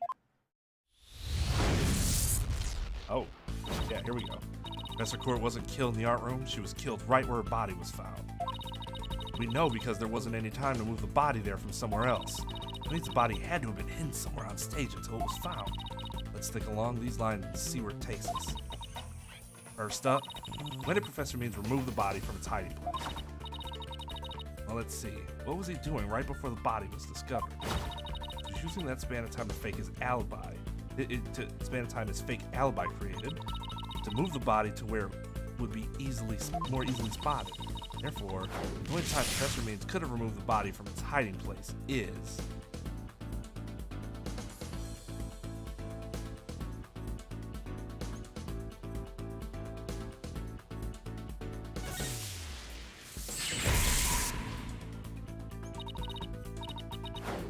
during the mock trial, specifically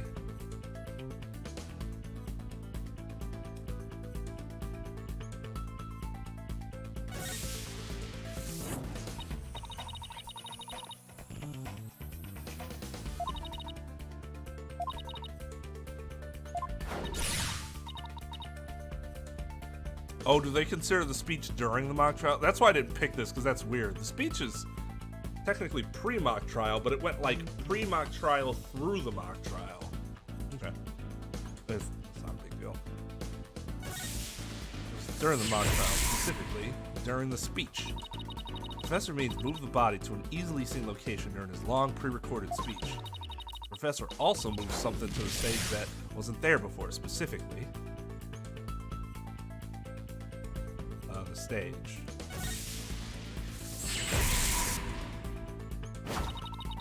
During the mock trial, Professor Means wrapped the white Lady Justice in the school banner, sent it zipping down the stage with a crash, killing 2 birds with 1 stone. He drew attention to the body and made it look like the murder occurred in the art room. Was there anywhere to hide a body on that stage? It doesn't seem likely. No, there had to be someplace. Wait a second. How about something that should have been finished but was only mostly done? Something was used to cover the body up. It didn't draw undue attention because it looked like it belonged there on stage. That way, no one would suspect there was a body hidden inside. It was already on the stage capable of concealing a body.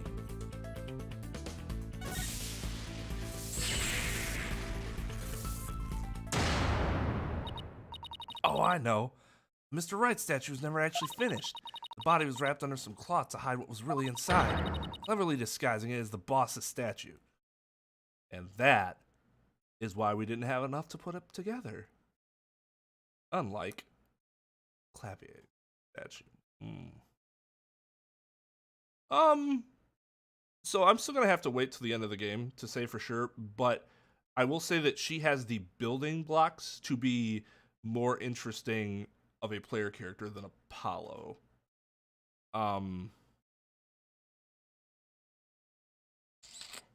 But we'll see. I guess I'm just a sucker for a tragic backstory. It not even have to be tragic backstory, just something angsty. Like Phoenix had some angsty backstory to him, right? Nothing where it was like, oh, my best friend Edgeworth was killed in front of me and I wasn't able to save him, like that. Like Edgeworth did. bad. But he did have, like, the whole school thing, and then, you know, Dahlia.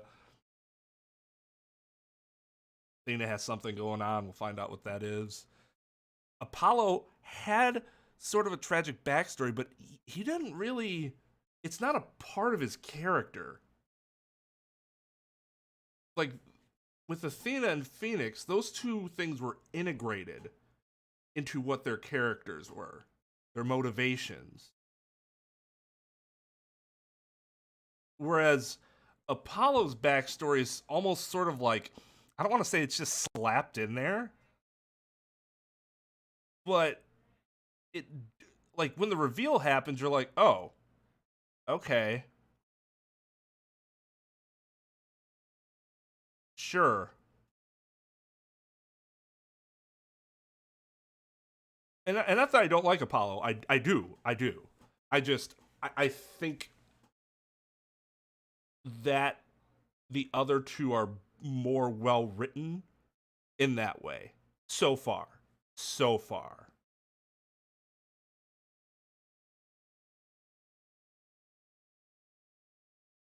Well, yeah, I mean, the whole, what's our new gimmick? Psychology. Nobody's ever used psychology in the courtroom.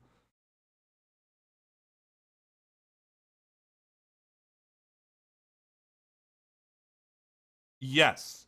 I feel like the backstory was significantly more beneficial to Trucy's character than Apollo's. Apollo's almost seemed like it was there as just kind of something to be like, aw. They're siblings. But it, like, doesn't actually affect his character at all, other than, like, you can look back and go, wow, they really had chemistry like siblings. That's cool. But that's just like a neat add-on. It's not something that actually enhanced the story or his character.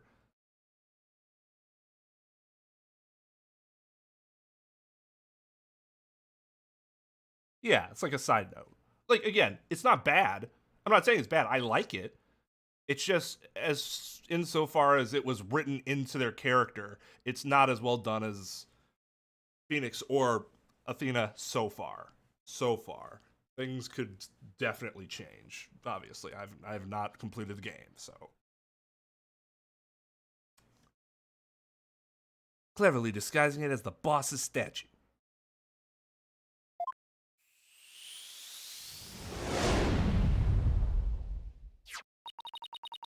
Mr. Newman gave up on the Wright statue, yet Professor Means finished it in a single night. Yes, what an impressive feat that was. Objection! Let it just say no. You don't have to. Okay. No, his so-called work of art deserves none of our praise. That's because it was only a facade to hide his real work, the murder of Professor Court. Come again? I'm afraid I don't follow. He hid the body by making it look like the statue of Mr. Wright. With the body wrapped under a piece of cloth that looked just like a statue. What? Whoa! Now this is getting interesting. No, this is getting preposterous. How would such a thing even be possible? Objection! You can just respond to him. I'll stop. We'll never know until we try. Oh, God. That's not a strong argument to make in court, ever. Uh-oh. I think I know where this is going. Okay, Apollo, time to turn me into a reasonable likeness of Mr. Wright. I'm gonna pose like the statue, like so. Now I want you to wrap me up in a cloth so I look like a statue. I hate to ask the obvious, but where am I supposed to get this magical cloth? Pull it out of your RPG asshole. That's where we keep all of our 99 potions and shit, ain't it? You don't have 99 potions? How the fuck? How do you even live with yourself? I'm afraid that isn't the right color, Mr. Justice. Oh, given how sudden the request was, it's kind of the best I could do, Your Honor. Alright, I think that about does it.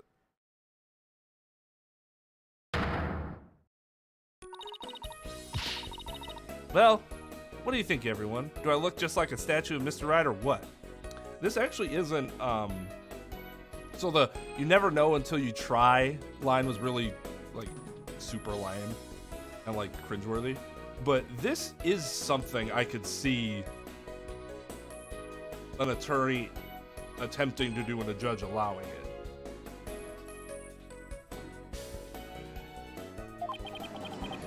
Looks like some random person, man. Hope the statue's a pair of busts. Well, I know, I guess. Seems Wright has that spiky hair on the back of his head.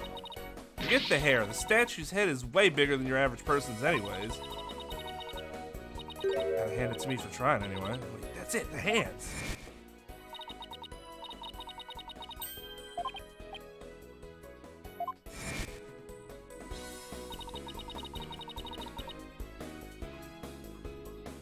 Yeah.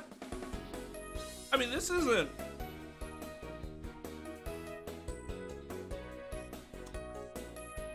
It's ridiculous. But, like... It is something that could actually make a ridiculous situation seem less ridiculous.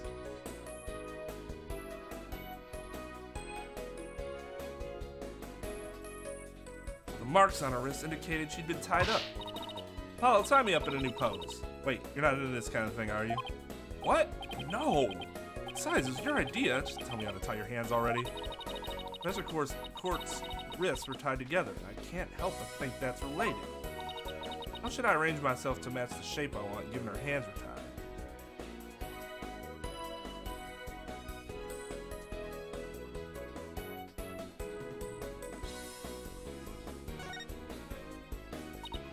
I'll tie both my hands behind my head.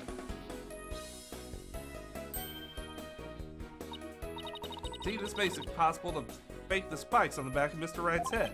Sure, but then what about the statue's arm? Both arms behind your head, you can't exactly complete the pose. Yeah, it would be awfully hard to make the objection pose like this. I can't help think you've forgotten something, Athena. Something on the body that you don't have right now.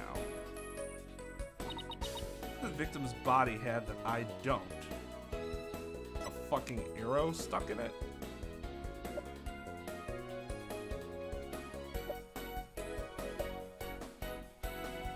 Take that!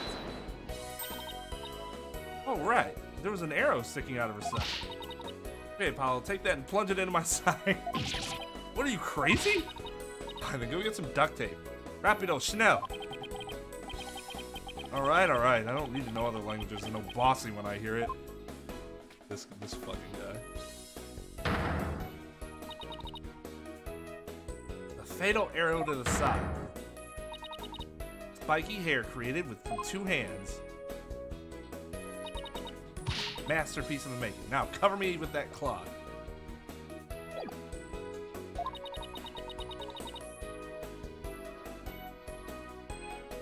Remember to make the arrow stand out, okay?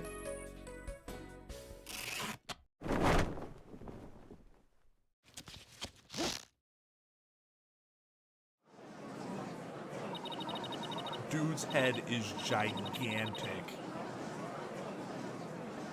Mommy, the arm's too short. Shh, remember your inventory voice there.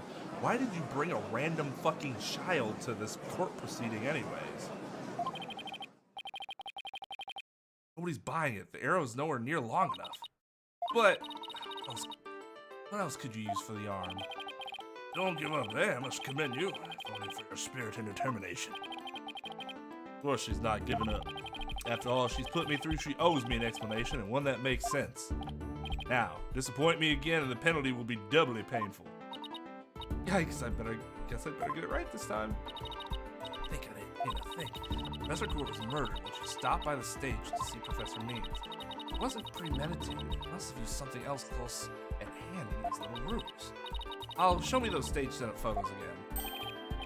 Like that? Right now? Okay, hold on.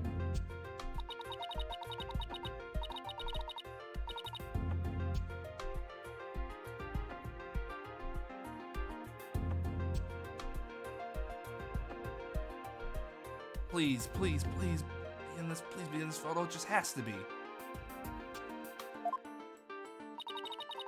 The arm on the Mr. Wright statue is really this right here.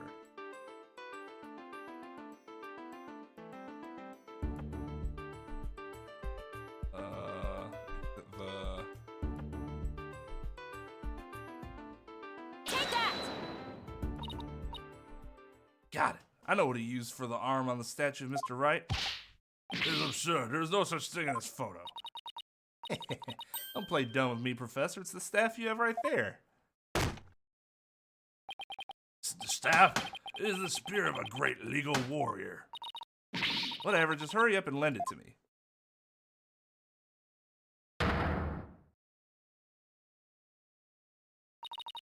The length is perfect. That's what she said. Mr. Wright couldn't possibly object to such an awesome arm. Okay, go for it, Apollo. Sure, I'll give your arm a hand. Apollo, you are on fire today, buddy. Cloth and binding coming right up.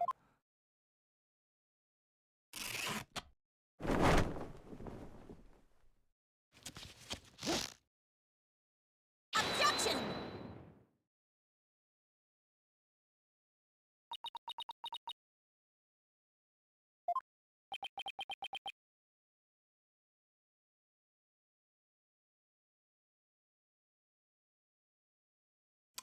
Trep. Somebody was bound and murdered in this trial, okay?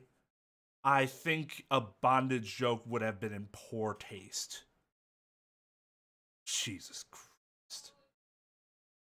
Fucking mods I have. Just.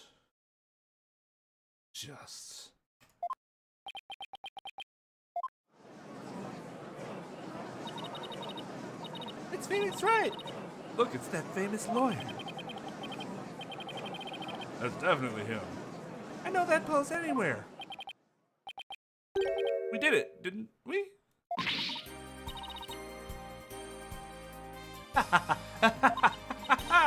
Well, am I not the spitting image of the legendary Phoenix Wright?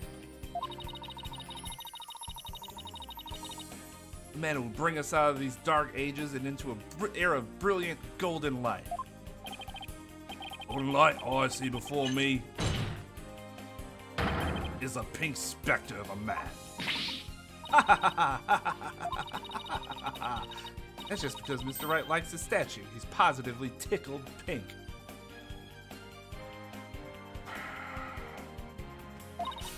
Get it, Apollo? He's tickled pink, huh? Oh, that joke deserves a pink slip. All of you, shut up. Just shut up. Just shut the fuck up.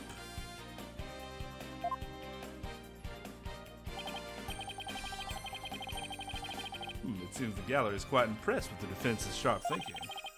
Good thing it's not the gallery that's gonna make this decision, though. It's me, and I think that was horseshit. Guilty. And the witness? The resemblance is nothing more than a coincidence. Objection! Wow, she teleported. Not so fast there, Buster. Unfortunately for you, I can prove my theory to be far more than mere coincidence. To prove that his spear was thrust into the victim, all we have to do is...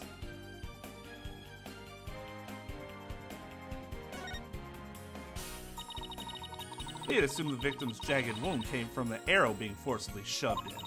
If the wound was from the spear instead, then we should be able to detect traces of the victim's blood on it. Your Honor. A brief recess, if you will. By any means possible. What if I get rid of my spear? Wait, what if I burn it? What if I break it?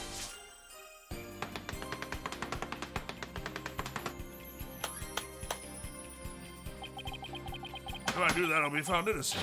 Yes, I'm innocent, I tell you. Objection!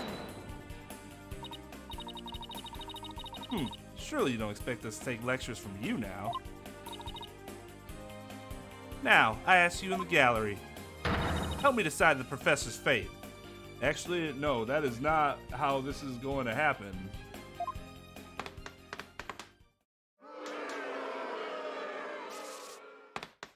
This fucking guy.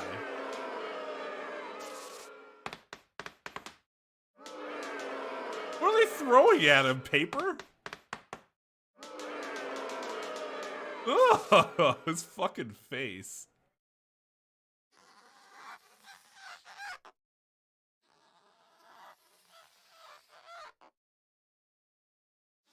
Don't write that G. Ow. Ow. Guilty. That's one of the better breakdowns, just because it's, like, unique.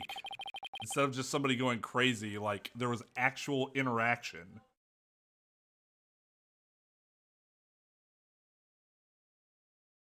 Prosecutor Blackwell, what has become of our witness Aristotle Means? Is this like Stoner suspected? Blood was detected on his staff.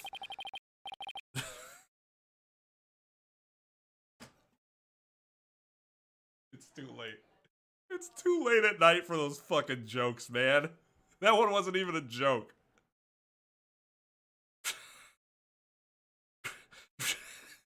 He did find blood on his staff, huh? Yes. Sometimes, you know, you can't wait until I was.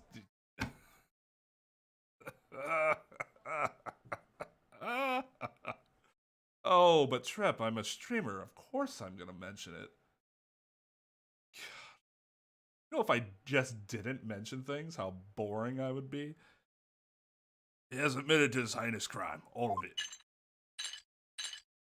I knew it all along. He shall join us in the claim tomorrow. His teaching skills can be put to good use there.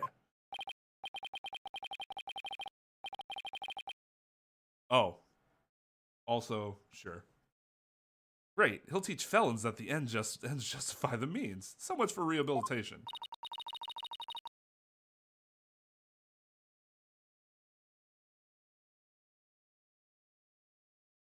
Can I ask what the professor's motive was?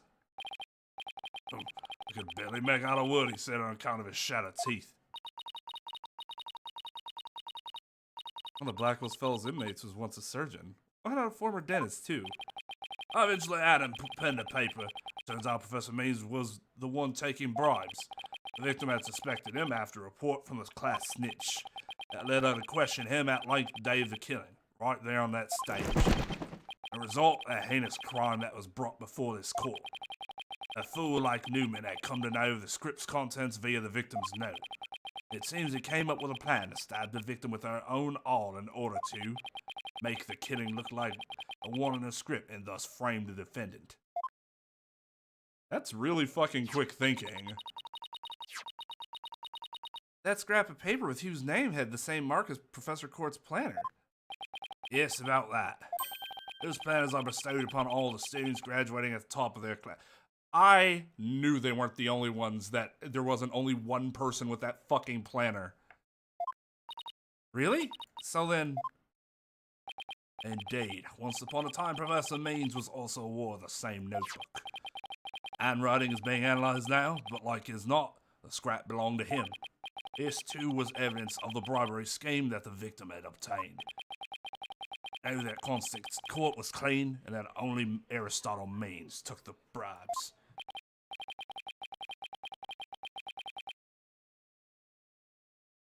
To think a professor would murder a colleague, then try to pin it on a student. If this is the dark age of the law, then we can only hope that a brighter future awaits. That isn't the law! This isn't the dark age of the law! You found him guilty!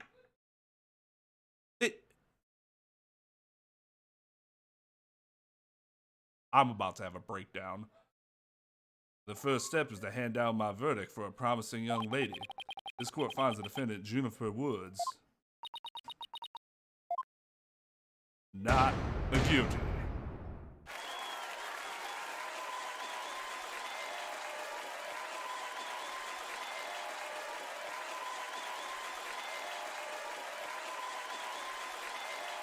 I knew it the whole time. I was just testing, you know.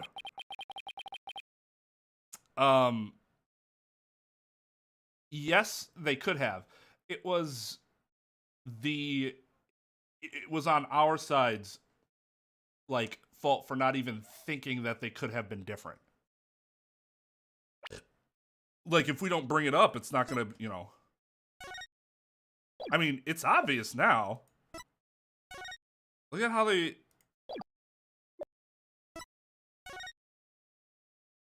Oh, no. Actually, they're not that different. I was looking at hue. They're pretty similar.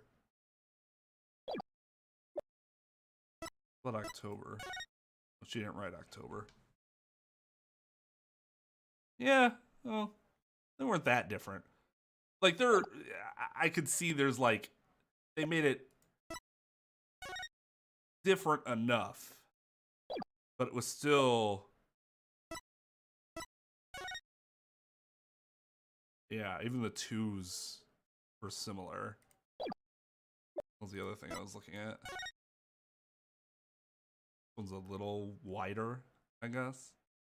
I mean, otherwise, I think they did a good job of making that not too obvious.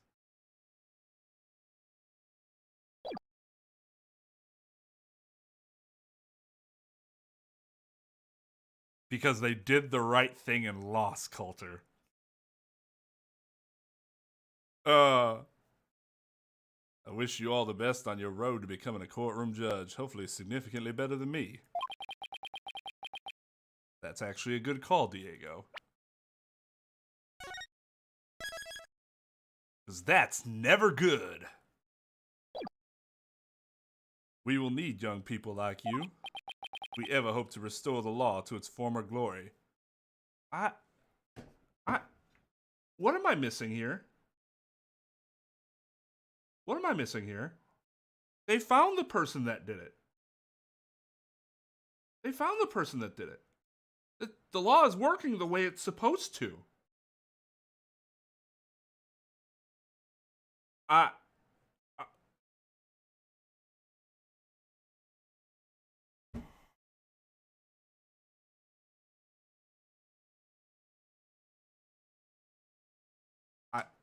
swear, they're all role-playing and doing a really bad job of it.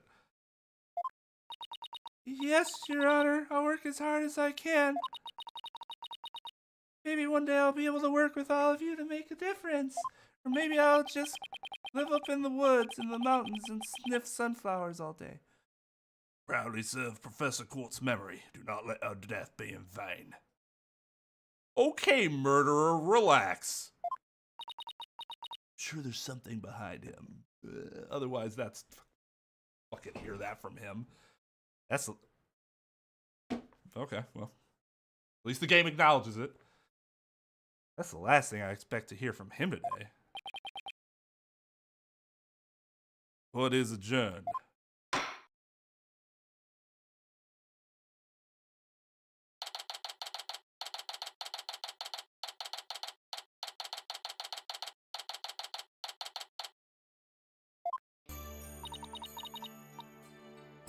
Thank you, Thena. I really mean it. It was nothing, really. I could take the biggest tangled mess of a case and unravel it just like that.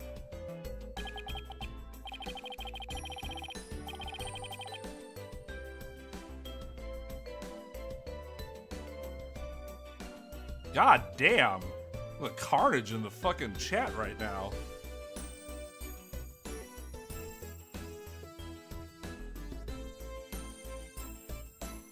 I don't know, you look pretty wound up there at the end, literally and figuratively.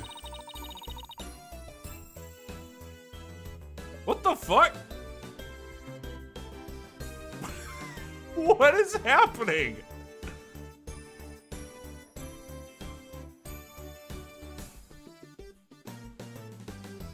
Two people I didn't even see post anything and they were timed out and hidden.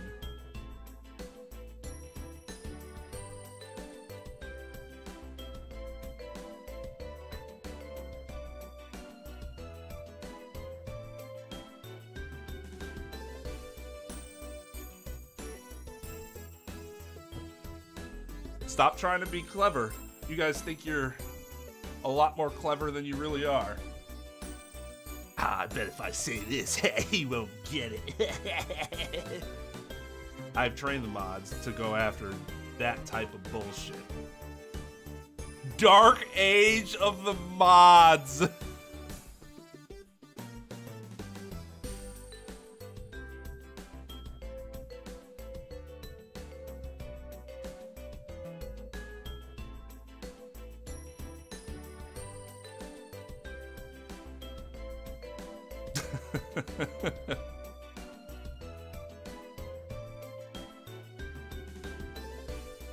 You look pretty hungry for a knuckle sandwich, Buster.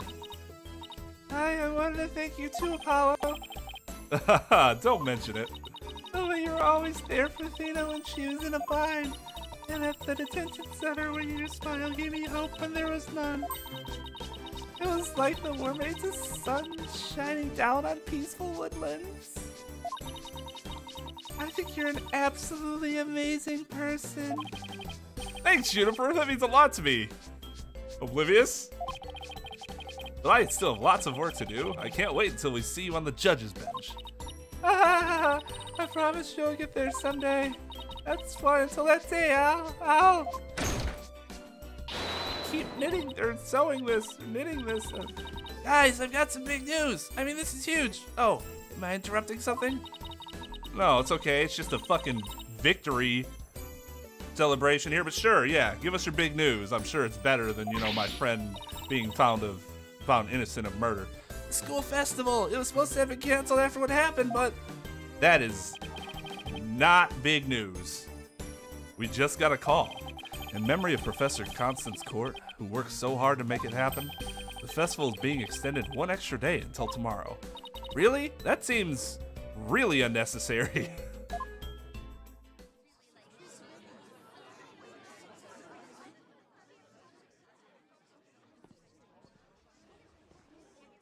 Yeah, that's fucking just Lamwar's outfit. We got a special treat for all of you. A love letter for Themis Legal Academy. Achtung, baby. It's time for the guitar serenade.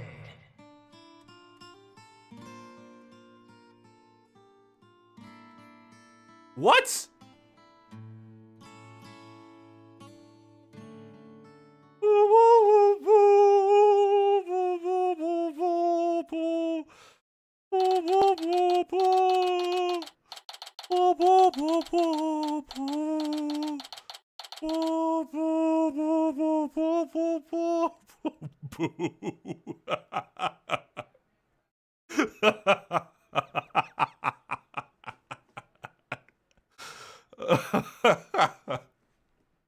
Oh God. His voice was okay. I could get behind that.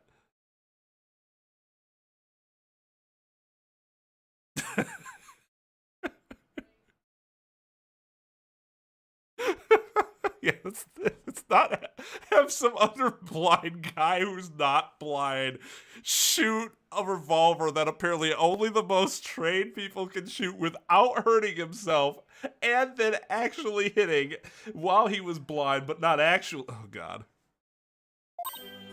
I smell burnt toast.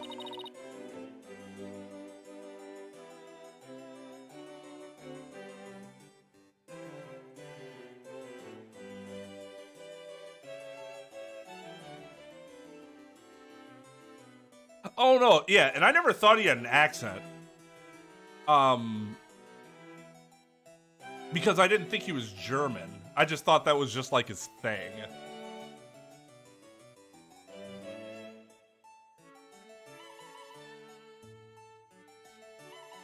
Perhaps she is, Max.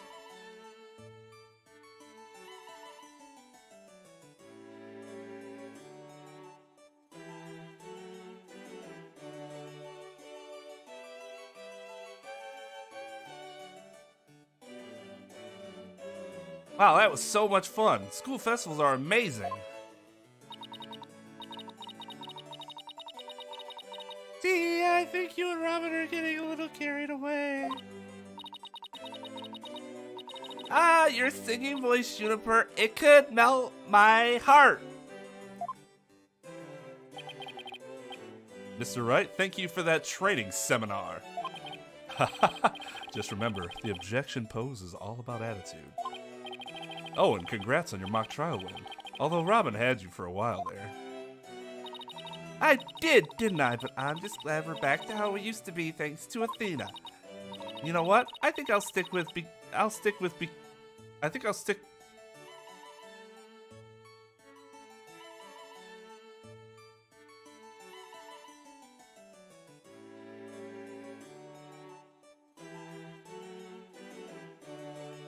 am the Monomore.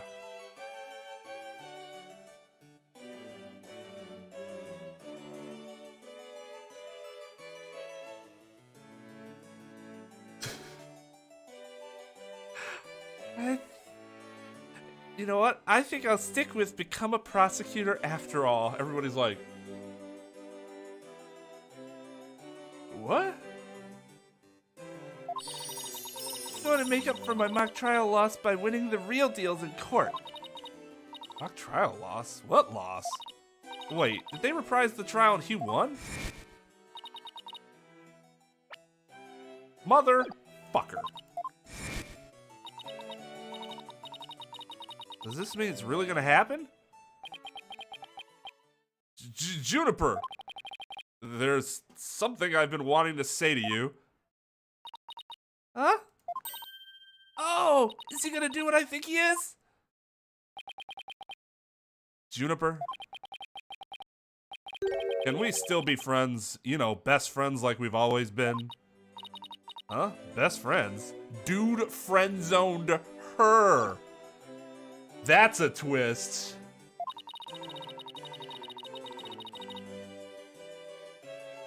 I think I'll stick getting an engineering degree after all.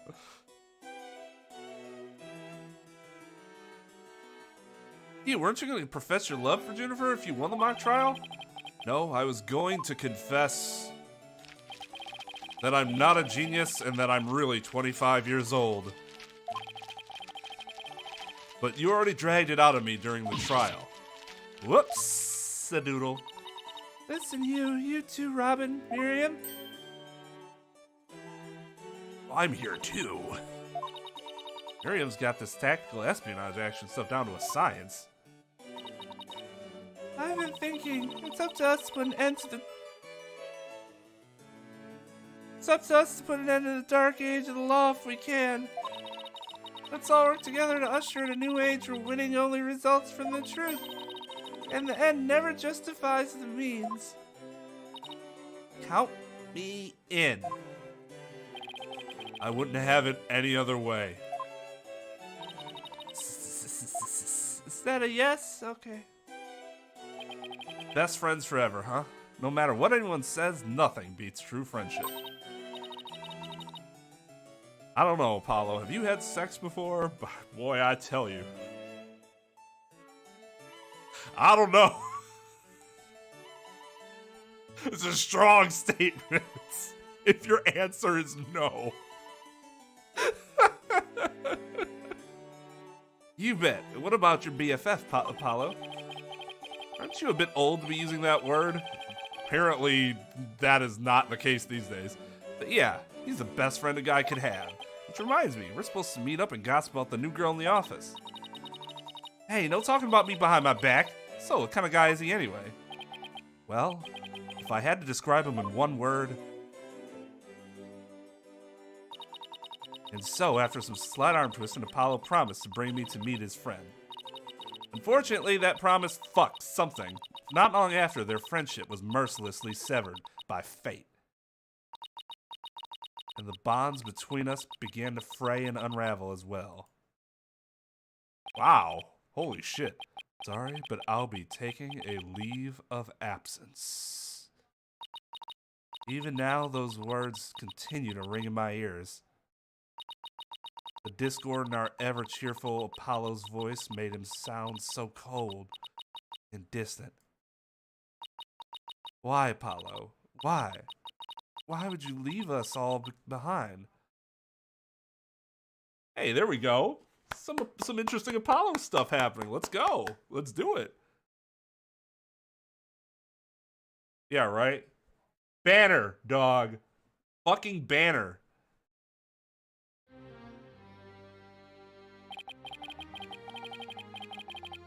The courtroom bombing incident. A terrible attack launched by the will of a madman. That incident perfectly symbolized the state of the legal world in this dark age of the law. Mr. Wright brought it to a resolution of sorts.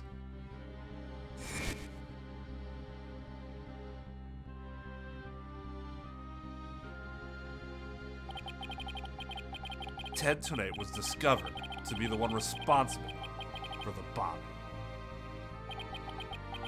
Oh, they just put me right into case 4, huh? Okay. If only it were that simple. Somehow I can't help but think.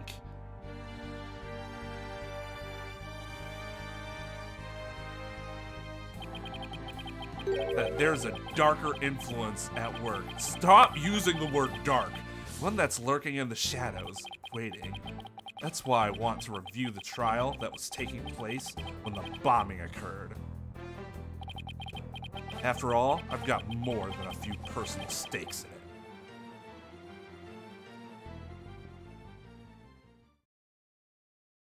Cosmic. Oh, you hear that? We're gonna be practicing law in space. Oh no, fuck that. 1 hour remaining until launch. Please begin your final equipment check. Check complete. Everything's A-okay. We're ready here whenever you are.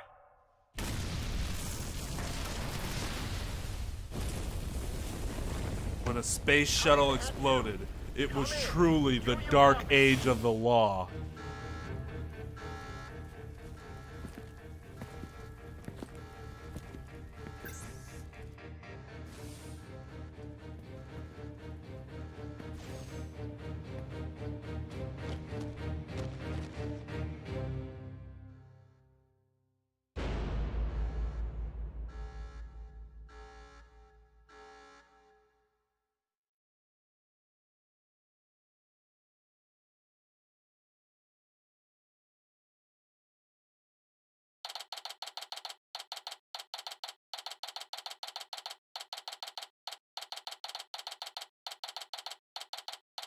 Kniffed.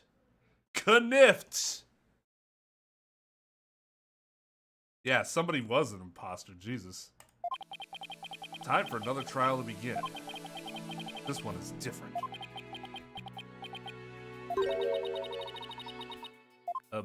Sorry to bother you, but are you alright, Apollo?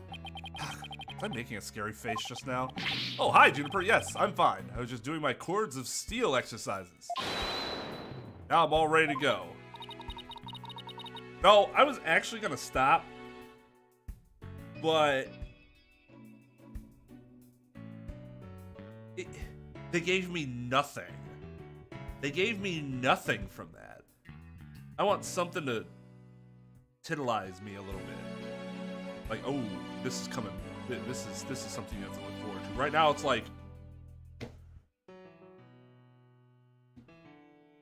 and not give my thoughts on case 3. Case 3 is easily the best case we've done so far. The only thing that seemed like really ridiculous was him setting her up, doing the whole, he hit her under the statue thing. The one reason being to get the body to stay that way, although with the framework you could, so like that's not the biggest issue, but wouldn't the body start decomposing and smelling really bad pretty like relatively quickly? Like how did no one notice that?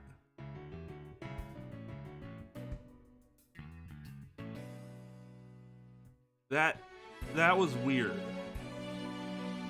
I thought how they tied it together made sense, but the fact that he was able to get away with that in the first place, initially, at least, kinda doesn't make a lot of sense. Unless bodies stay... I mean, I think we've talked about this, too. Like, how fast bodies start decomposing.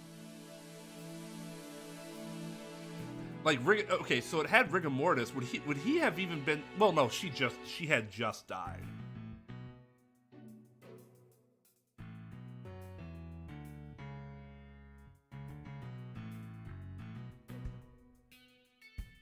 My favorite main character? Yes, it's Phoenix. After Apollo Justice. It was not Phoenix before Apollo Justice. Well, I mean, I get... What do you consider Edgeworth? Because Edgeworth's still my favorite character. but like he's not a main character anymore, right? He's a supporting character. Right now your main characters are Phoenix, Apollo, and Athena.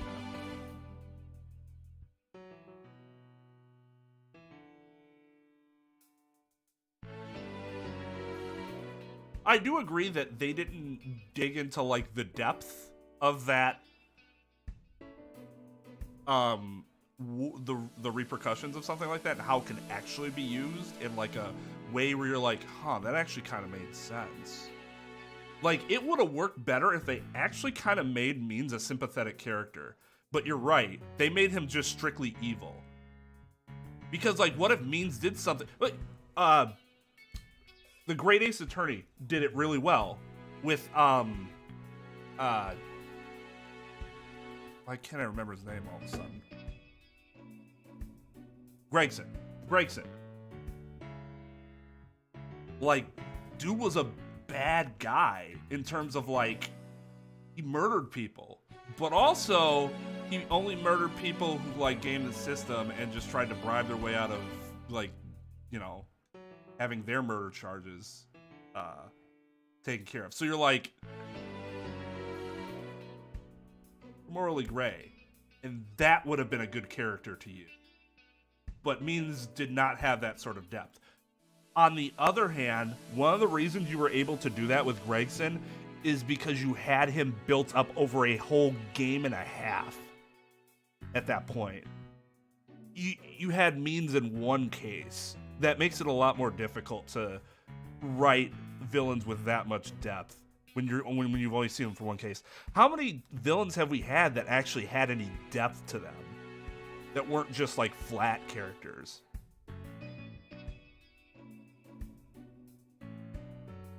Because they're not like, they're very two-dimensional because they just don't have enough time to develop them into something three-dimensional.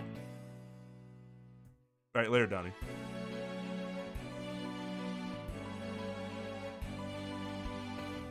Oh, yeah, Bad's a good example too.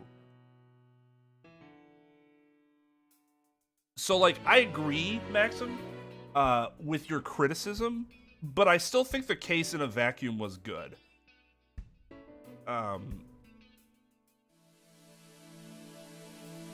I think most all of the cases in these games have some sort of story flaw to them. So, like, that, while again, I think your criticism is valid, and I agree with it to a certain extent, it doesn't make me dislike it. It's not enough to make me go, that case is bad. More of like, you could have did more with this. You probably should have done more with it.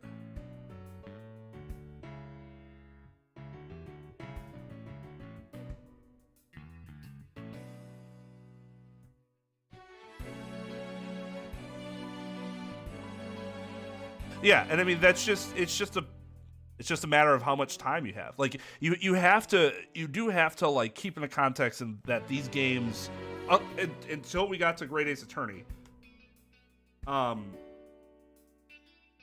most of the villains are people that, even like Von Karma, I love Von Karma. He was not a dynamic villain. He was kind of in the shadows before, like he had a presence before, but he wasn't really. You just met him once. He was hilariously evil, and that was that. It isn't unless you watch the anime that he gets any depth to him, because you can actually see that he, like, cares for his children. That's not something that's ever discussed in the game.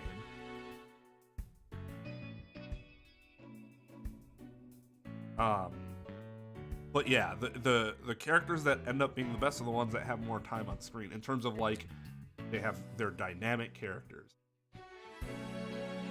that are well written. It's just you know, I criticize a lot of things, but I try to understand when there is a limitation. And one of the limitations is trying to make a character like Means something like Gregson or Bad with only having one case instead of being around like an entire game plus.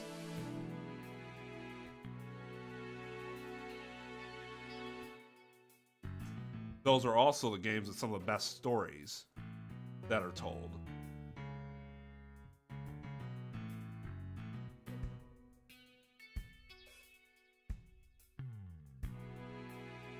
Even Simon was around for more than one case, though. There was a setup there. And not only was he in one case, but something that then characters that were like related to him were then in the prior case. And then those two cases came together for the last case. So there was actually a lot of foundation that was built up for Simon. So when it happened, you're like, oh, all these pieces are being put together. Because this game is fucking awesome.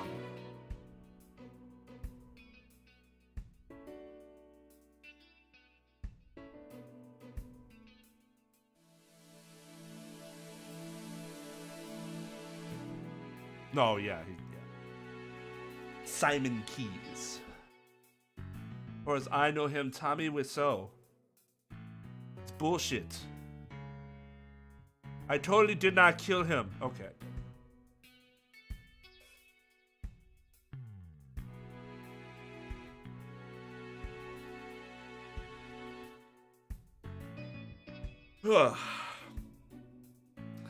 Yes, knowing you, I'm sure you will be just fine. Oh, I brought you a present from my garden. Is this a lotus root? I thought it was a weird fucking potato. That's right.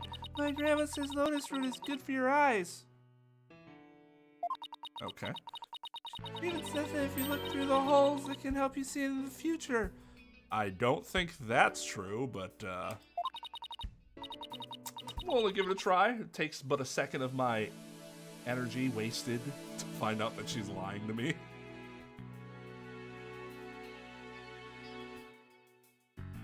Yeah, and like I totally get if like you like Keys is one of those characters where you can definitely be like, it was done well.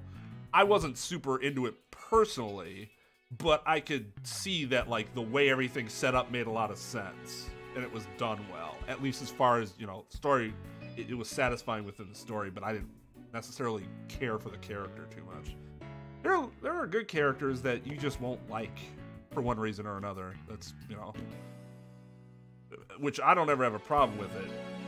I just try to make sure that, like, if that happens, I try to say, like, okay, I don't like this character, but I do think they're a good character. I just don't like them personally. Like, I'm trying to think of a good example of that.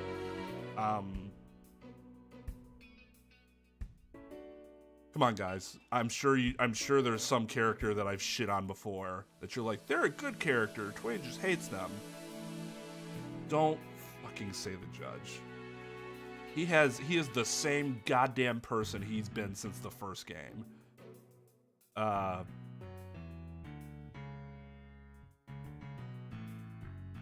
you think Acro is a good character?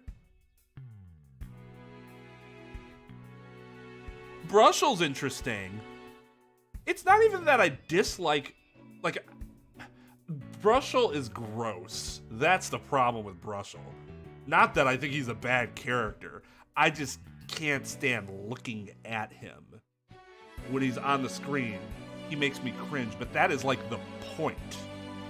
He was obviously made to make me feel uncomfortable.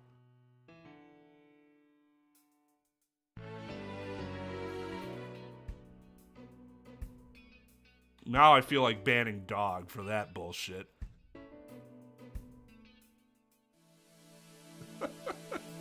Drop the ban hammer on you for that. I would if I would have to remod you.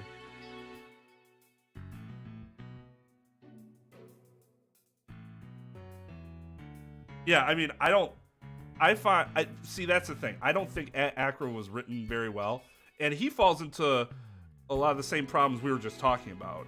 A lot of the villains in these games are not written all that well, mostly because there isn't a lot of time to write them. Acro in particular was never engaging to me. The way he went about things was actually kind of unbelievably stupid.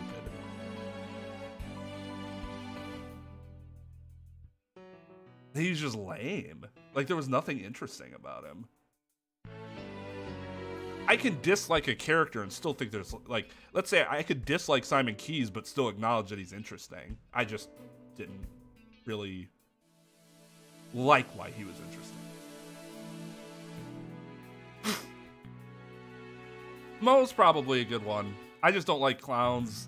I don't like his design. I wish his jokes were funnier. Like, more outrageously stupid. Like, so outrageously stupid that they were funny. But they were just kind of lame. But I mean, like, he has, you know, facets to him. He's the guy that stepped up for the ringmaster when he died. And everybody kind of looks to him as, like, their new leader. Because he has those qualities to him. And he obviously cares for everybody. Like, yeah.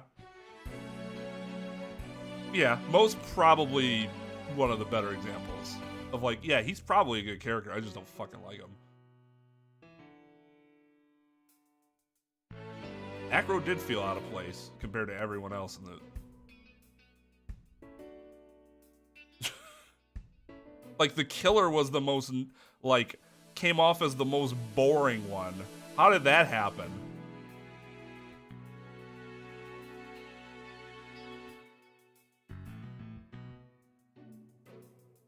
I don't think did I dislike Yana Yogi? I mean, I thought he was fine, I guess.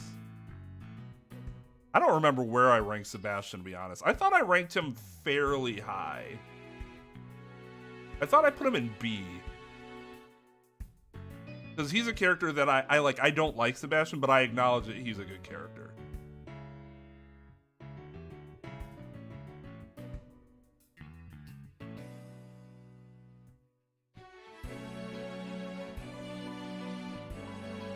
Ben and Trillo cracked you up every time you saw them. It cracked me up that they weren't thrown in jail for being fucking pedophiles.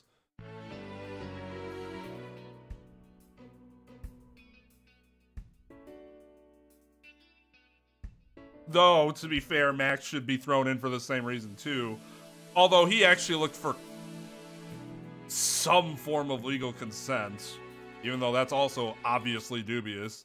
Ben and Trillo were just fucking creeps.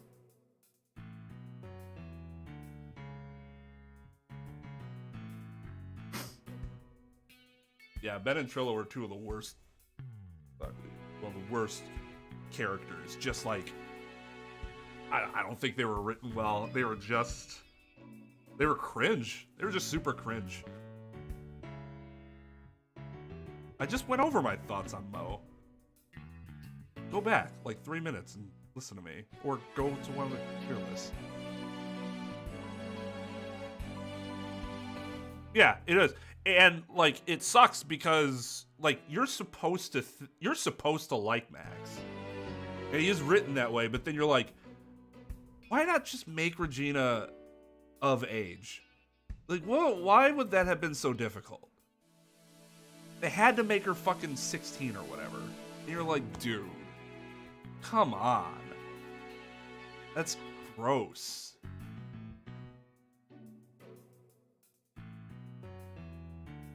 But see, like, that's the thing for them. It probably isn't as gross. But to us, we see that shit and we're like, way to like, this guy could have been almost like an S tier client.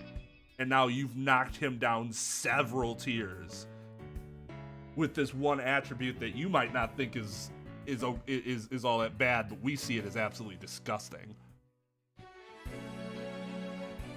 Yeah, that's true too. Not only is she 16, but she acts like a 12-year-old, which is even worse.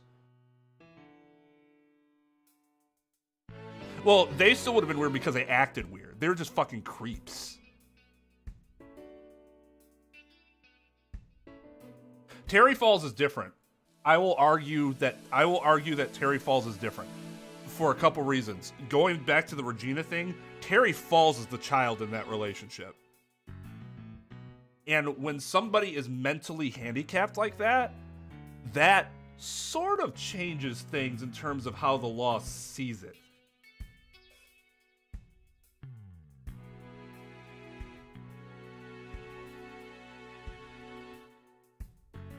Like, Dahlia is the problem there. Terry had, like, the mind of a 10-year-old. Does that excuse anything he did? No. I'm not saying it does. I'm just saying, like, I think we can all recognize that the Terry Falls situation has a layer of complexity that the Regina / anyone situation had.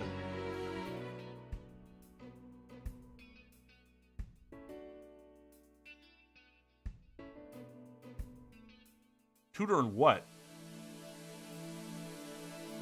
That dude was an idiot.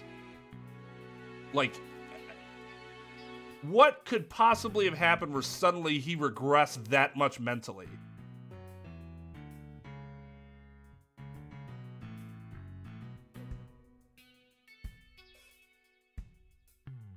Yeah, it could be an idiot savant situation. If it was like a talent like that. He's not crazy though. A lot of people go crazy or whatever, but you can still tell that they're intelligent individuals. His mind literally regressed, and that is significantly less likely to happen.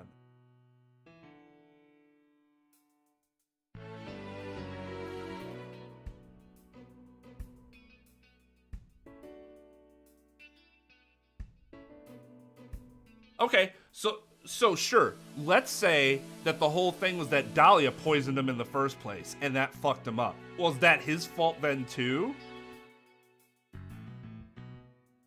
Unless he was trying to hit on her before, obviously then yeah, it's still his fault. He put himself in that position. But if he's just somewhere and she's like, oh, I'm gonna manipulate this fuckhead. She drops some shit in his coffee, says hi, and suddenly he's the mind of a 10-year-old. I don't know. My only point is that his situation is different from the Regina / whoever. Because that is a situation where Terry is the child, mentally speaking.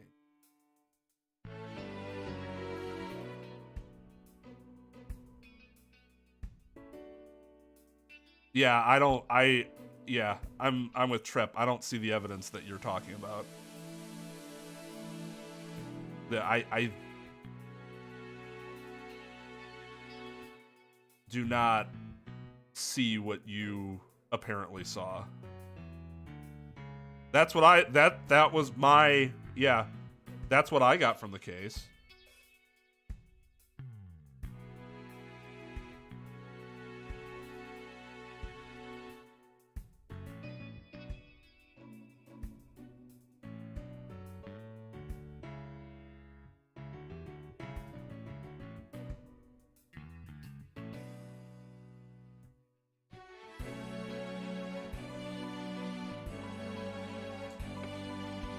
Yeah.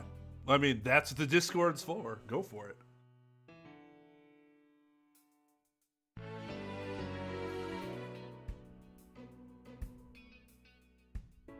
Well, yeah. But that's also the case with most of the characters. And we have no problem doing that with most of the characters.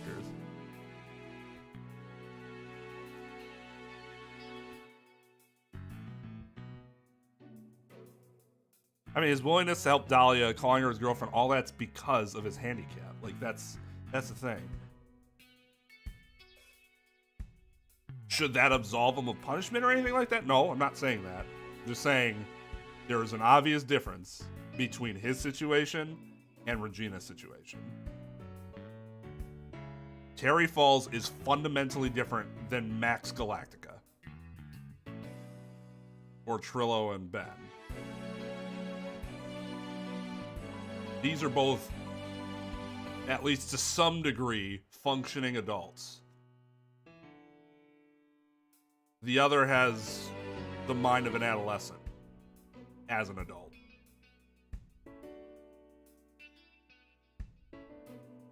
Sucks. I mean, that whole situation is just tragic.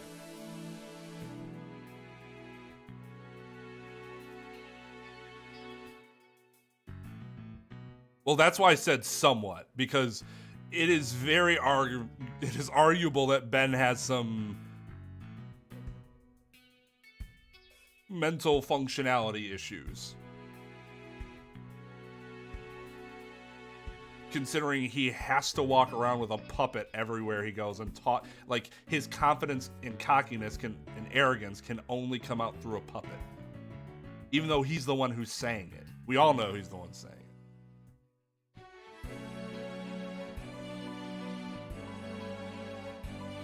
It's for good luck. Maybe later you can cook it and think of me.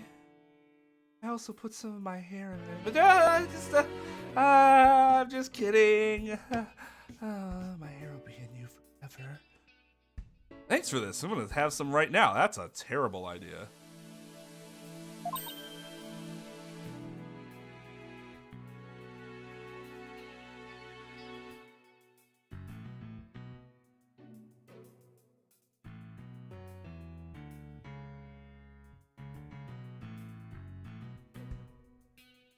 Yes, because he was still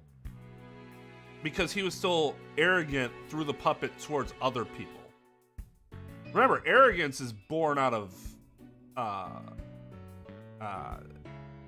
low self-esteem. Like it's a projection. It's supposed to be cockiness, but it's really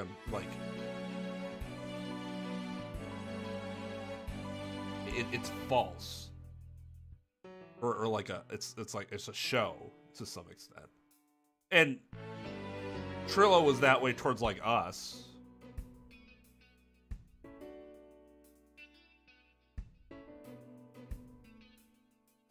Yeah, I'm not a fan of hair personally. Is she still in high school at this point? I thought she would have been graduated.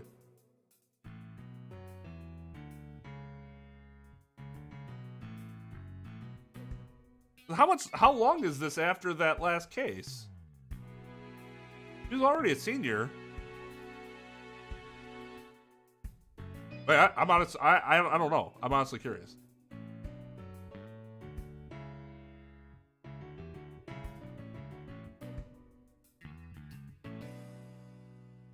Oh, it's December. So, assuming she's still in school, she would graduate in the Japanese school system. Well, your classes are usually over in December as a senior, right? Like there's still like 2 or 3 months. But like really, if you've gotten into college or you know what you're doing or whatever, there isn't really much you need to do. That was my understanding of how it worked. I could be wrong though.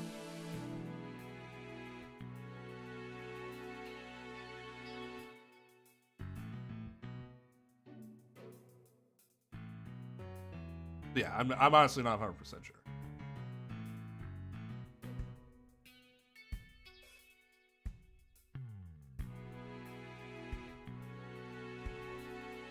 Besides, again, yes, this is definitely a one-sided schoolgirl crush. Apollo, in my hair theoretical, still has absolutely no interest in her. Right, the school year ends in March, but if you're a senior, after the post-December, or like from December onwards, it's a lot different. Although I think that starts after Christmas Eve when that happens. Because you're, again, if you've gotten into college or whatever, your classes are basically done.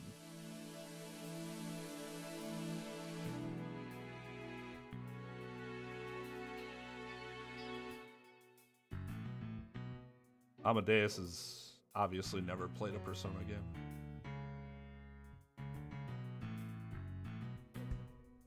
No, they do not, Amadeus. They do not.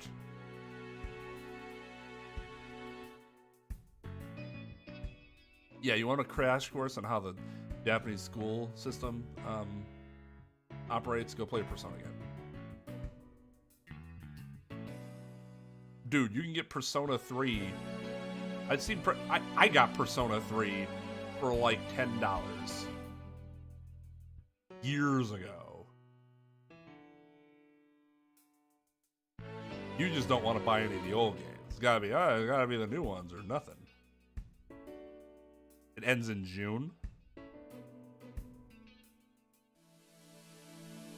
Yeah, I mean, that's what it is for me, too.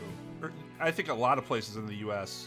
end in June, and then you have your summer break, and then school starts again in September, as opposed to December. Like,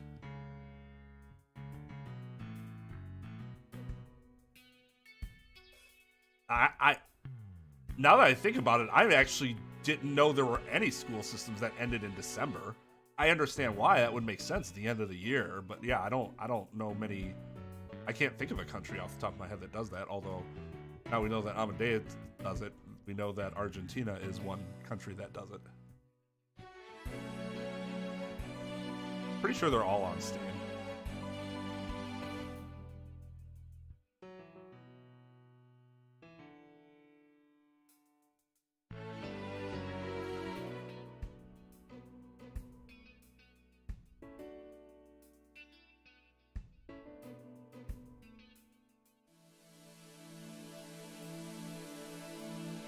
I did not hear about that, but I'm excited. My favorite.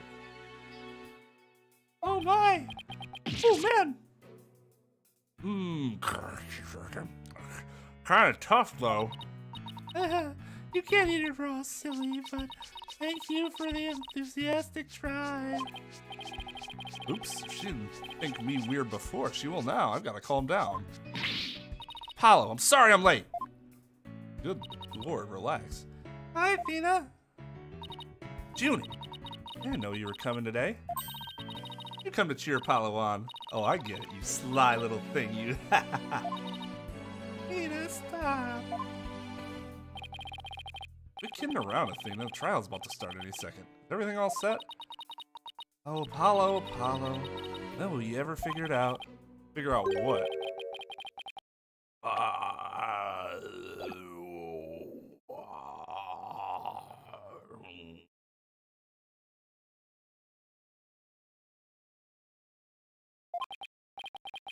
Wow, that was the longest sigh I've ever heard.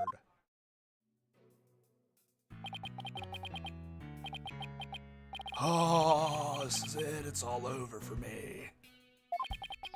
They're gonna find me guilty. This is our client, one Mr. Solomon Soul Starbuck.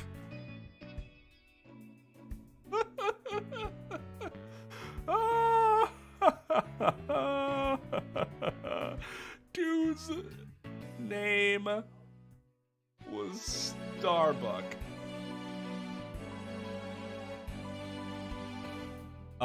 Sol, like the solar system.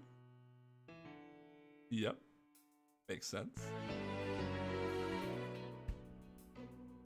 What was Kaito's voice? Was it like Larry's?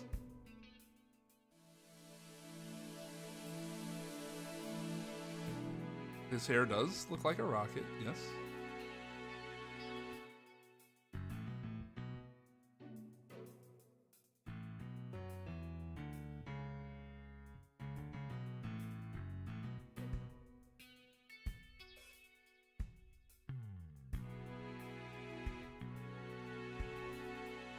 Oh, that's Spanish for sun? I didn't know that. I knew it came from solar, but I didn't realize that. I guess that makes sense, the Latin language.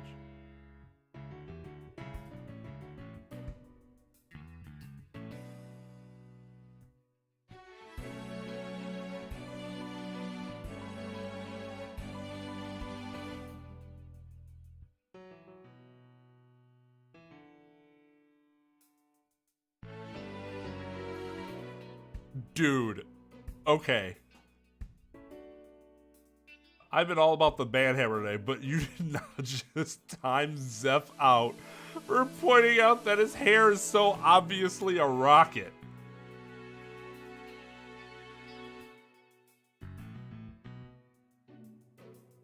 Come on now, let's have a little bit of fun. Let's have a little bit of fun. I considered not doing it, but you know. And I decided to do it. That's all she wrote. Oh, I can't even talk. That's all she wrote.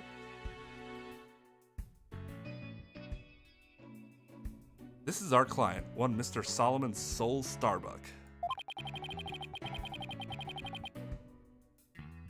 He's a very famous astronaut who happens to be an acquaintance of mine.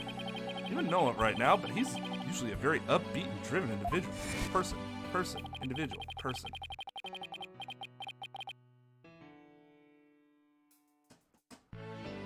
Hold on. I hate having to do this, but...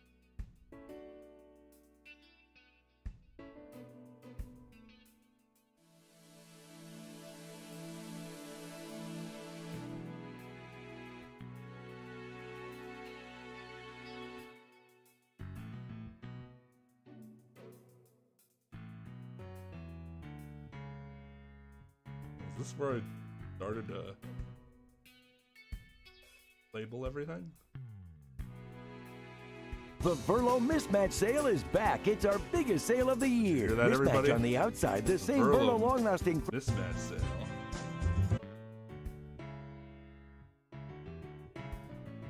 Okay, there's Maki. What's Kaito?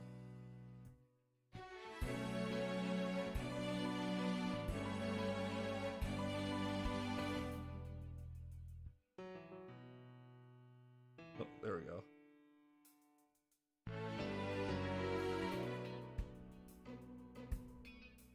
My bad. My bad, Shuichi. I was starting to feel bad, but for a different reason.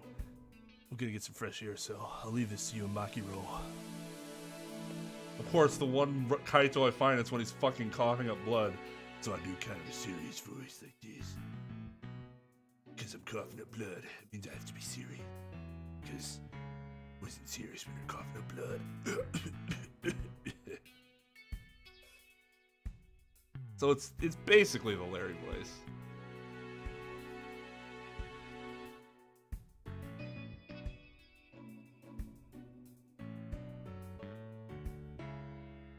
The scene of the crime this happened to the scene of the crime this time happened to be the Cosmos Space Center. Back in high school, my best friend and I went there almost a little too much. That's where we met Mr. Starbuck. He asked about space travel and he launched into story after story with so much passion. How fucking old is he? Back in those days, the man was 100% my hero. Are you sure you're okay with me and my lawyer, Apollo? Of course I'm sure. I know you, Mr. Starbuck. I know you're not the type to commit murder.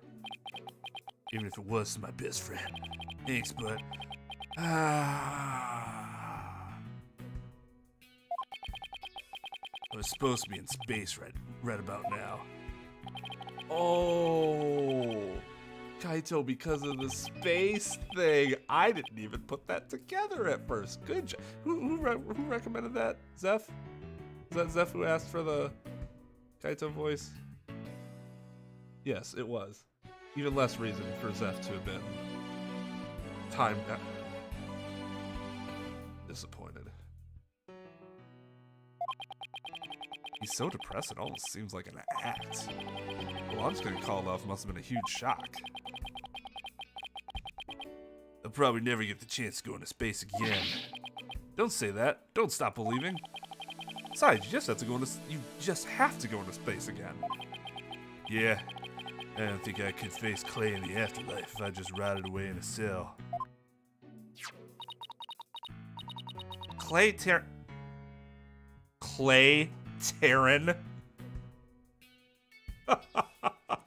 So we have Starbuck and Terran. I get it.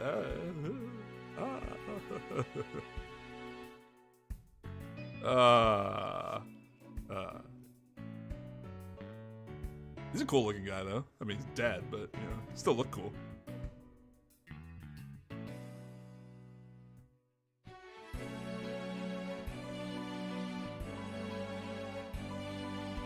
Oh, that's cool. Never talked to an astronaut. Clay Terran, I can't believe he was murdered. I mean, he was such a promising astronaut under your command. Of course, when somebody's promising, you can't believe that they get murdered. Murderers don't go after promising people. They only go after losers. Man, shocking. Shocking, I tell you.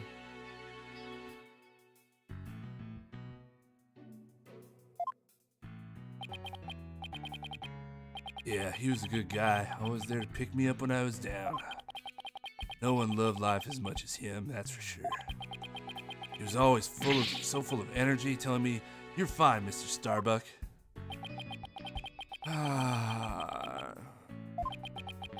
How could something like this happen to a guy like him, huh? Never seen Mr. Starbucks so down. Ah. He's gone, I'm going to prison. Wish I could burn up like a shooting star right now. Okay. I love space too, but let's relax a little bit. Mr. Starbuck, you'll be fine. Ah, what is it? What's with the yelling? I'll get to the bottom of this today. You'll see. In exchange, I want you to go back into space for you and Clay. Promise? Does that mean you'll have lots of evidence to prove my innocence?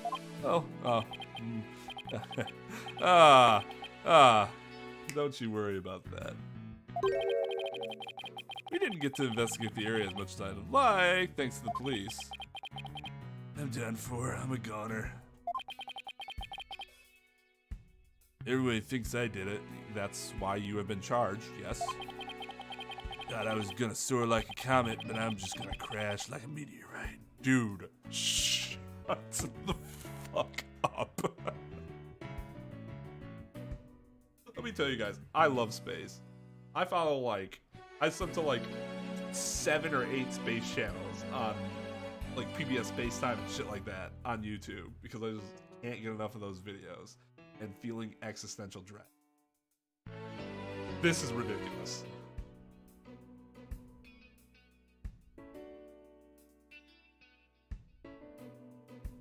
Did it sound like me 3 weeks ago? A little longer ago than that, wasn't it?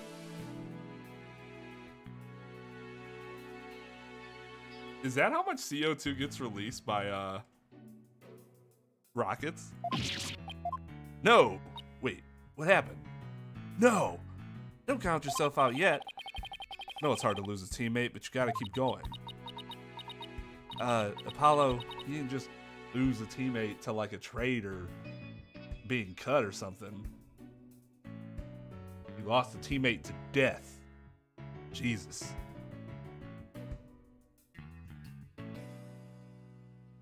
Oh, the amount of sighing? That makes sense.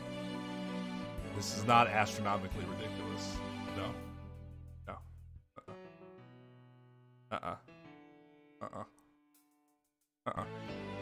What about you, Apollo? What about me? I was just thinking, wasn't Clay your best friend? No, I didn't realize that, Athena. Thanks for bringing that up. As though I wasn't aware that my best friend was murdered. Jesus fucking Christ.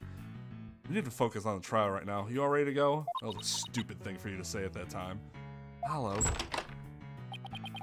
But the trial is about to begin. The defense, please proceed into the courtroom. Was Clay my best friend? No, he wasn't. He was just an acquaintance. Oh, I just got that whole thing wrong. I don't know why I got that impression. Okay, here we go. This is it. This is one trial I can't afford to lose. For Clay's sake and our clients, I will find Clay's killer.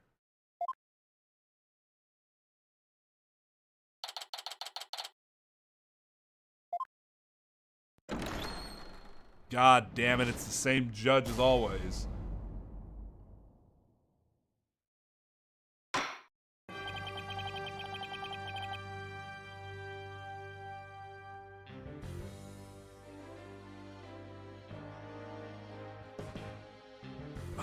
So here's the problem with that logic, Maxim. It's not that you can't force people to do that. Like, people should be studying what their passion is. Like, because if you just force everyone to study Earth-based stuff, you're gonna have a lot of people that aren't any good at the job because that's not what they don't care about it. So while from a practical standpoint, yes, that would better humanity in general, I agree. That's not something that can ever happen in reality.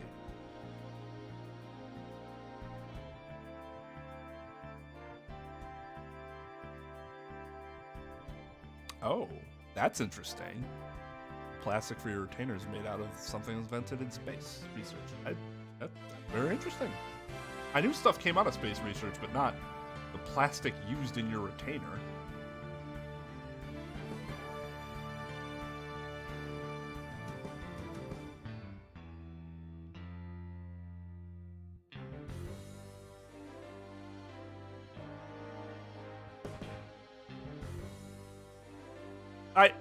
Okay, I get what you're saying. You're frustrated because you're like, God damn it, people! Why are you worrying about something that it doesn't even matter right now? I totally get it.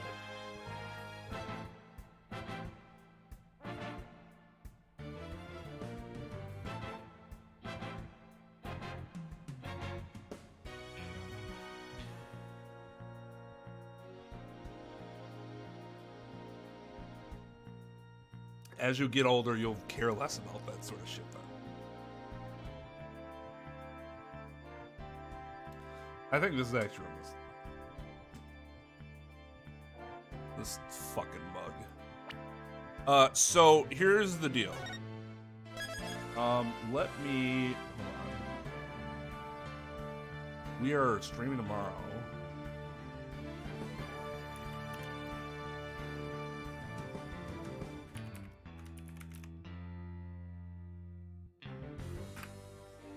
No.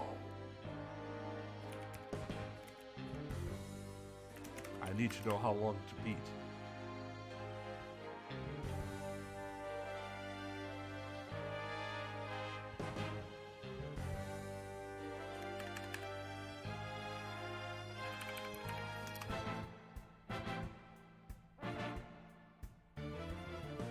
I want to know it's playtime.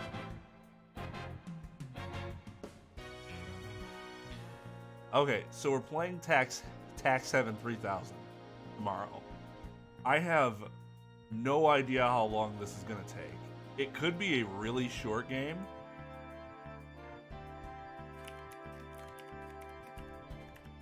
And if it is,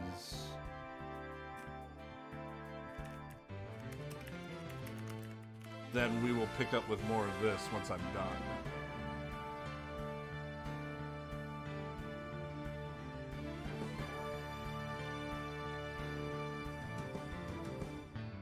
Like, some of these playthroughs are like a half hour to an hour.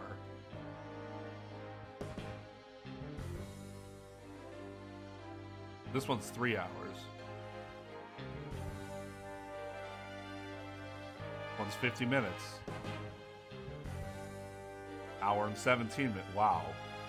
This is all over the place. Hour and 16 minutes.